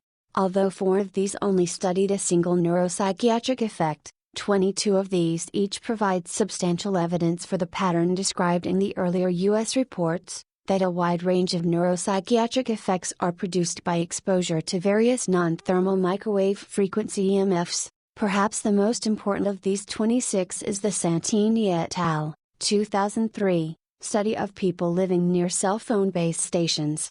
Table 3. Neuropsychiatric symptoms apparently produced by exposure to various electromagnetic fields. Citation: EMF exposure. Apparent neuropsychiatric symptoms. Abdelrasoul et al. 2007. Living near mobile phone base stations. Significant increases in neuropsychiatric complaints included headache, memory changes, dizziness, tremors, depressive symptoms, sleep disturbance, attributed to effects of EMFs on the human nervous system. Alclawi and Mio.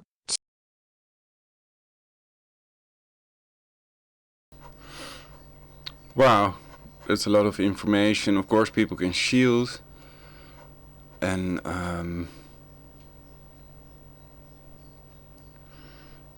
one way to do that is with an aluminum foil head, called tin foil head by some, and they want to pretend that these people are paranoid, but in reality you can easily measure the amount of radiation blocked by the aluminum foil. And many people show that in their videos. They have an expensive microwave meter and then they start making videos.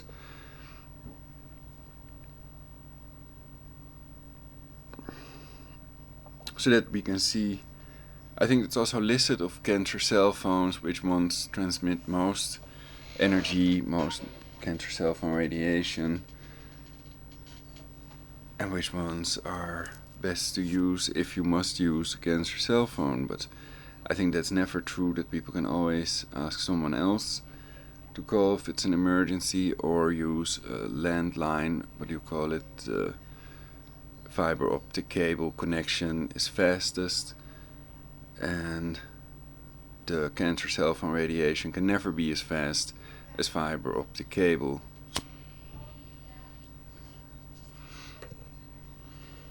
With scalar waves, yes, they could make that faster in theory, because some types of scalar waves travel faster than the speed of light.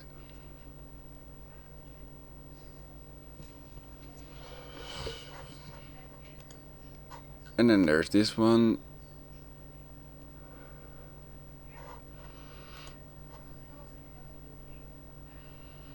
It's the same document, I think.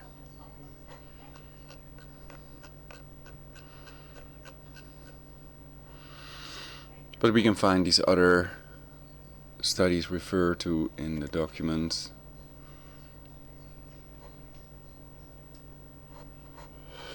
I opened it there as well.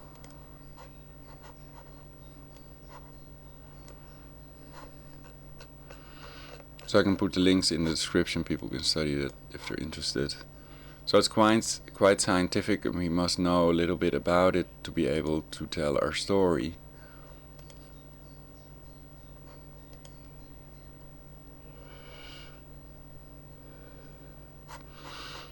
I'd first have to read that to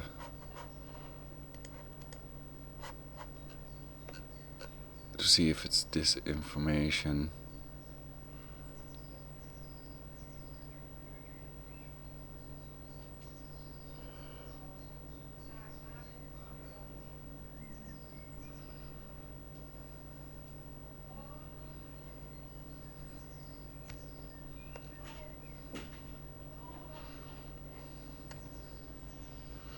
So theoretically it's part of a plethora of population reduction methods, part of Agenda 21. Also, sustainability equals democide, because people claim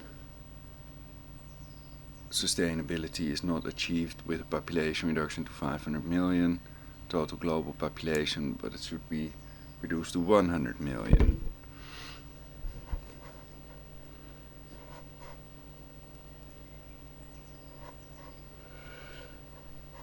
And I don't buy it. I also don't buy that humans have caused all these species to go extinct. Many species went extinct before the humans even existed.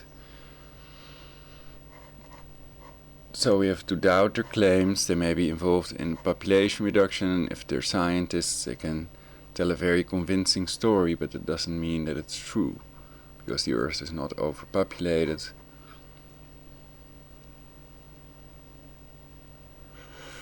And it's also clear from the fact that we keep on living. I don't have to tell the story about how to beat the New World Order video on YouTube that explains that everybody would fit into Australia, have their own piece of land and more than enough to eat if they divide the Earth's wealth equally among men, and then the rest of the world would be uninhabited all the time.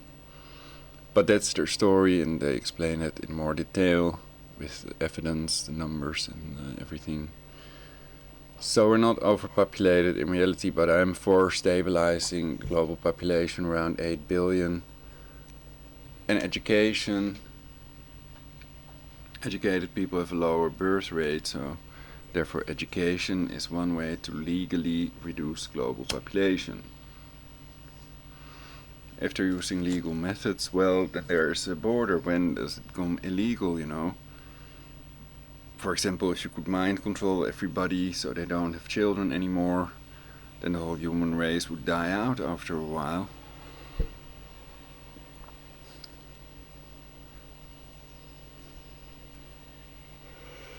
But is that legal or illegal? You could argue it's illegal. It infringes upon the person's right to physical integrity. To alter that brainwave, they have to put radiation through our body.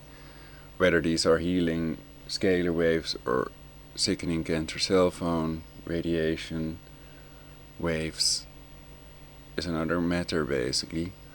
But they have to transgress against our right to physical integrity. They have to put it through our body to alter our brainwave, and therefore that right to physical integrity is transgressed against when they do that. And also the right to privacy and freedom of thought. People cannot freely think when somebody else controls what they think by giving them the electromagnetic brainwave they have now.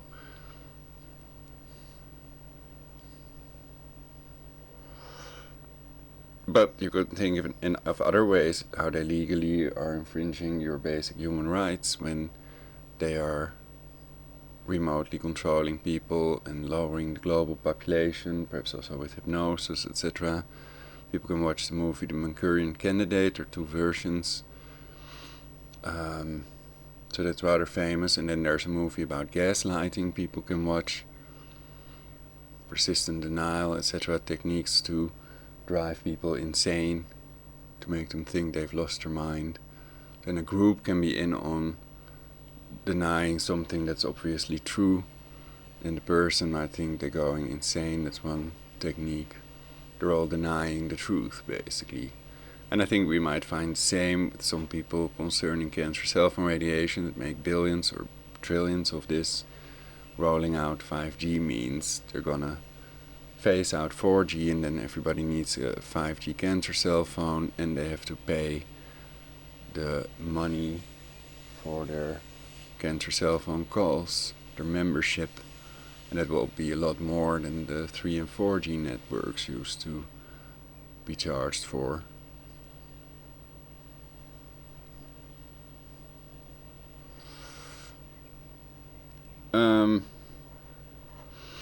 So I don't want to make this too long. People have to get movement, they have to do certain things to survive. But yeah, fascinating studies, and many of these are reproducible scientific tests. So that means it may be very hard to deny. People will attempt to deny it, and they will get paid by these cancer cell phone companies and population reduction NGOs, whoever is paying them lots of money to show the results they want them to show, namely that it would be harmless, etc.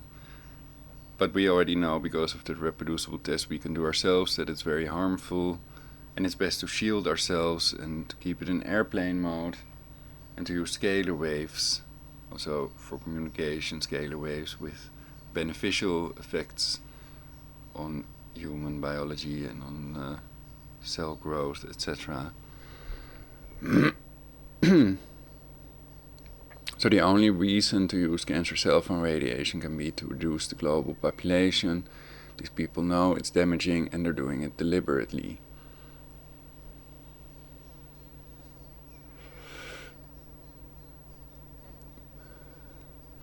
And then I mean the people that advocate this population reduction.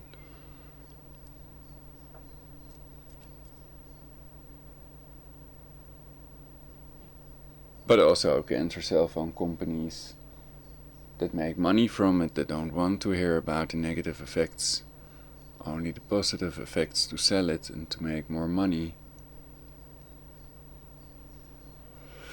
That was also clear from the study, so it's WHO, ICNIRP, but especially the cancer cell phone companies themselves that make tremendous amounts of money from providing their cancer cell phone network communication services.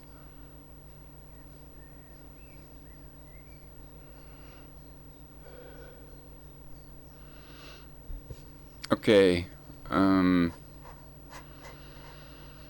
see if there's new stuff in the chats. I can put the links in the description.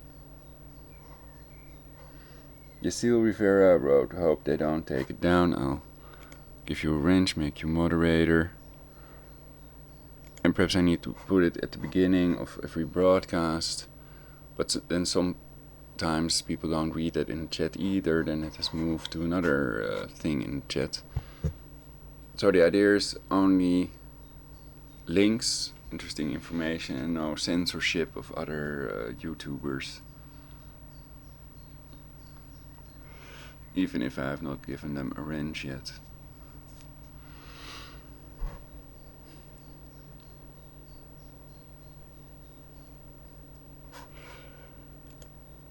Alright. So I'm not deleting messages. If any of them are deleted, and other people with wrenches are doing that. So I'm still building up viewers. This is a rather new channel. Thank you all for watching, and please tune in next time on Perfect Society.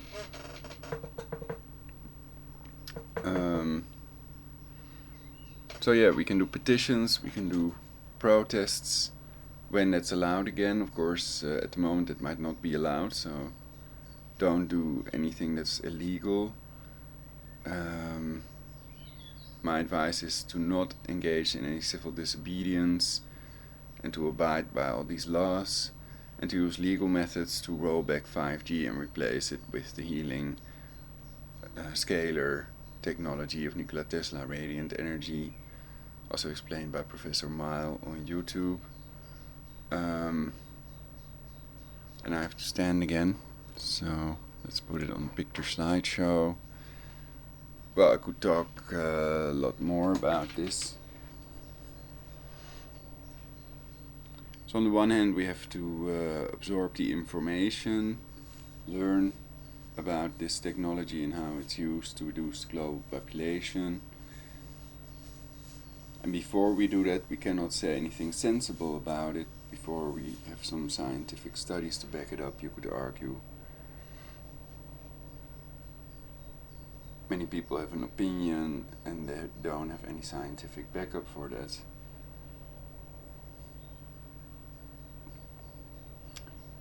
And you could argue that they don't have a right to speak, but of course they do have a right to speak as well. People can tell you about their opinion and what they think about it.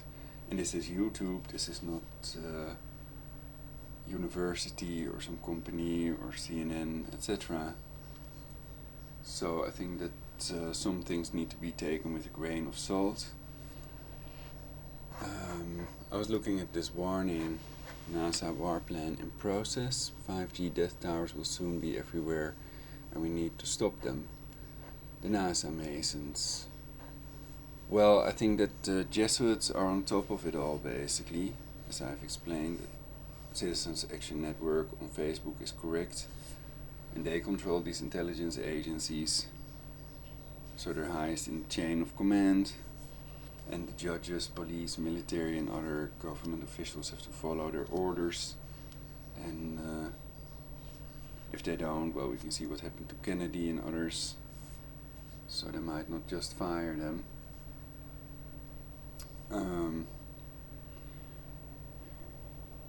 So it's a video,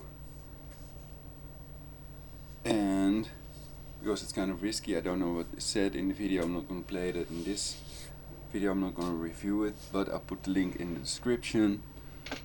And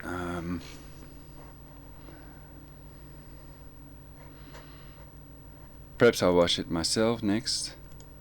And I'll also try to make a link to this Telecom Germany news, One News on 5G. Thanks Tony. I'll just check them, bro, for some news. Tony https:// Well, does it mean that pandemic.news is also banned from YouTube? It's possible, so perhaps it's best not to use these retrieve the original links that it was copied from, if possible. Sometimes they just use news items and then you can use that yourself to make your own broadcast about it.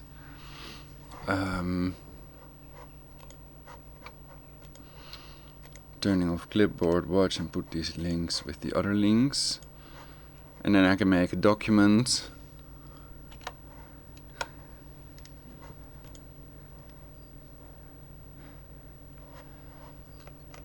And then I can put that in the description.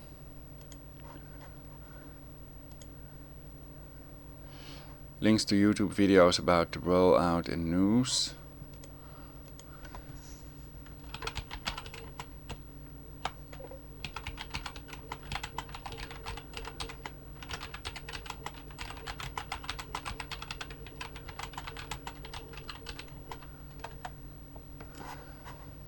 Save as RTF.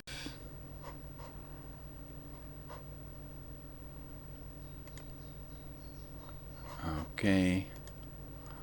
What program did I use previous time?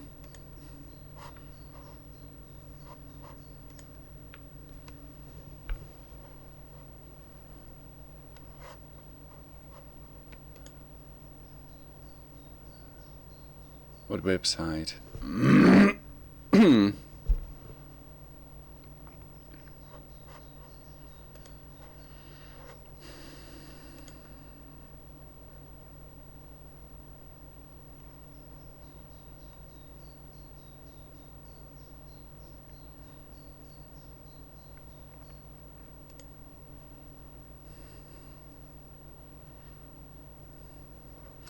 Seven file hosting websites with direct download links for free users. AnonFile, I used it previous time, so I can show what I'm doing basically. This is the article on Raymond.cc.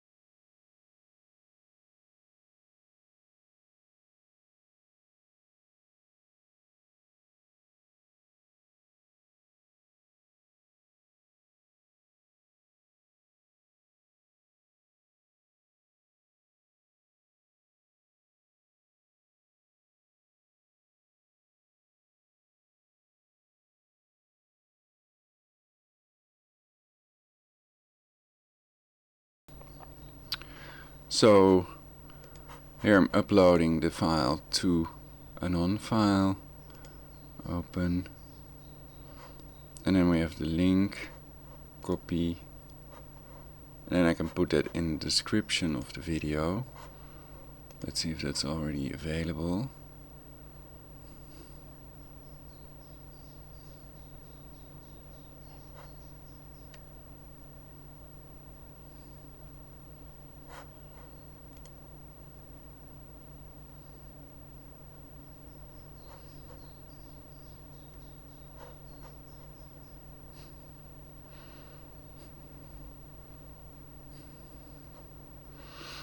Yeah, so the way I think I'm being murdered is the exposure itself, the long time exposure, not so much people using 5G communication with LTE antennas. They may be new, don't even know if it's 5G for sure, but since then I've heard a ringing in the head, and that is causing problems, especially with my leg at the moment.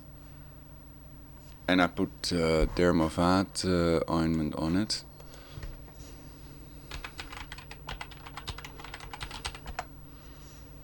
Prescribed by a physician.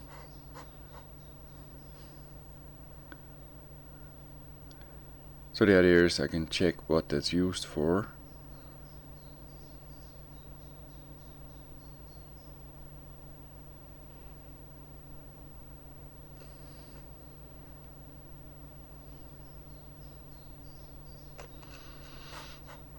And I'll do that as well. So the video is not available yet, so I cannot yet add the thing. So let's end the video. And then I can also add the links to the description. Wearing my expensive shielding hoodie. And still I'm hearing ringing in the head. So... But I haven't had the hoodie on all the time, and well, you could measure through the hoodie also how much cancer cell phone radiation gets through, basically. Perhaps that's another interesting experiment I could do. So there are many things tied to this, things we can do, petitions, protests, and also talk with politicians, be an influence on politicians, so they make sure that they first test the health effects of prolonged exposure to the 5G cancer cell phone radiation, not just these 5G antennas, but also the satellites, Starlink, and the little antennas on every street corner they also want to place with the higher frequency. And especially 60 gigahertz may cause problems with oxygen uptake and even be deadly. So For now, I advise everybody to keep their WeGig boxes off and to avoid the 60 gigahertz radiation like the plague. Okay, thank you all for watching. Tune in next time. Perfect Society, Kiss for single ladies who would like one, and do healing stuff for universal peace, for a better timeline, and for a better future for humanity.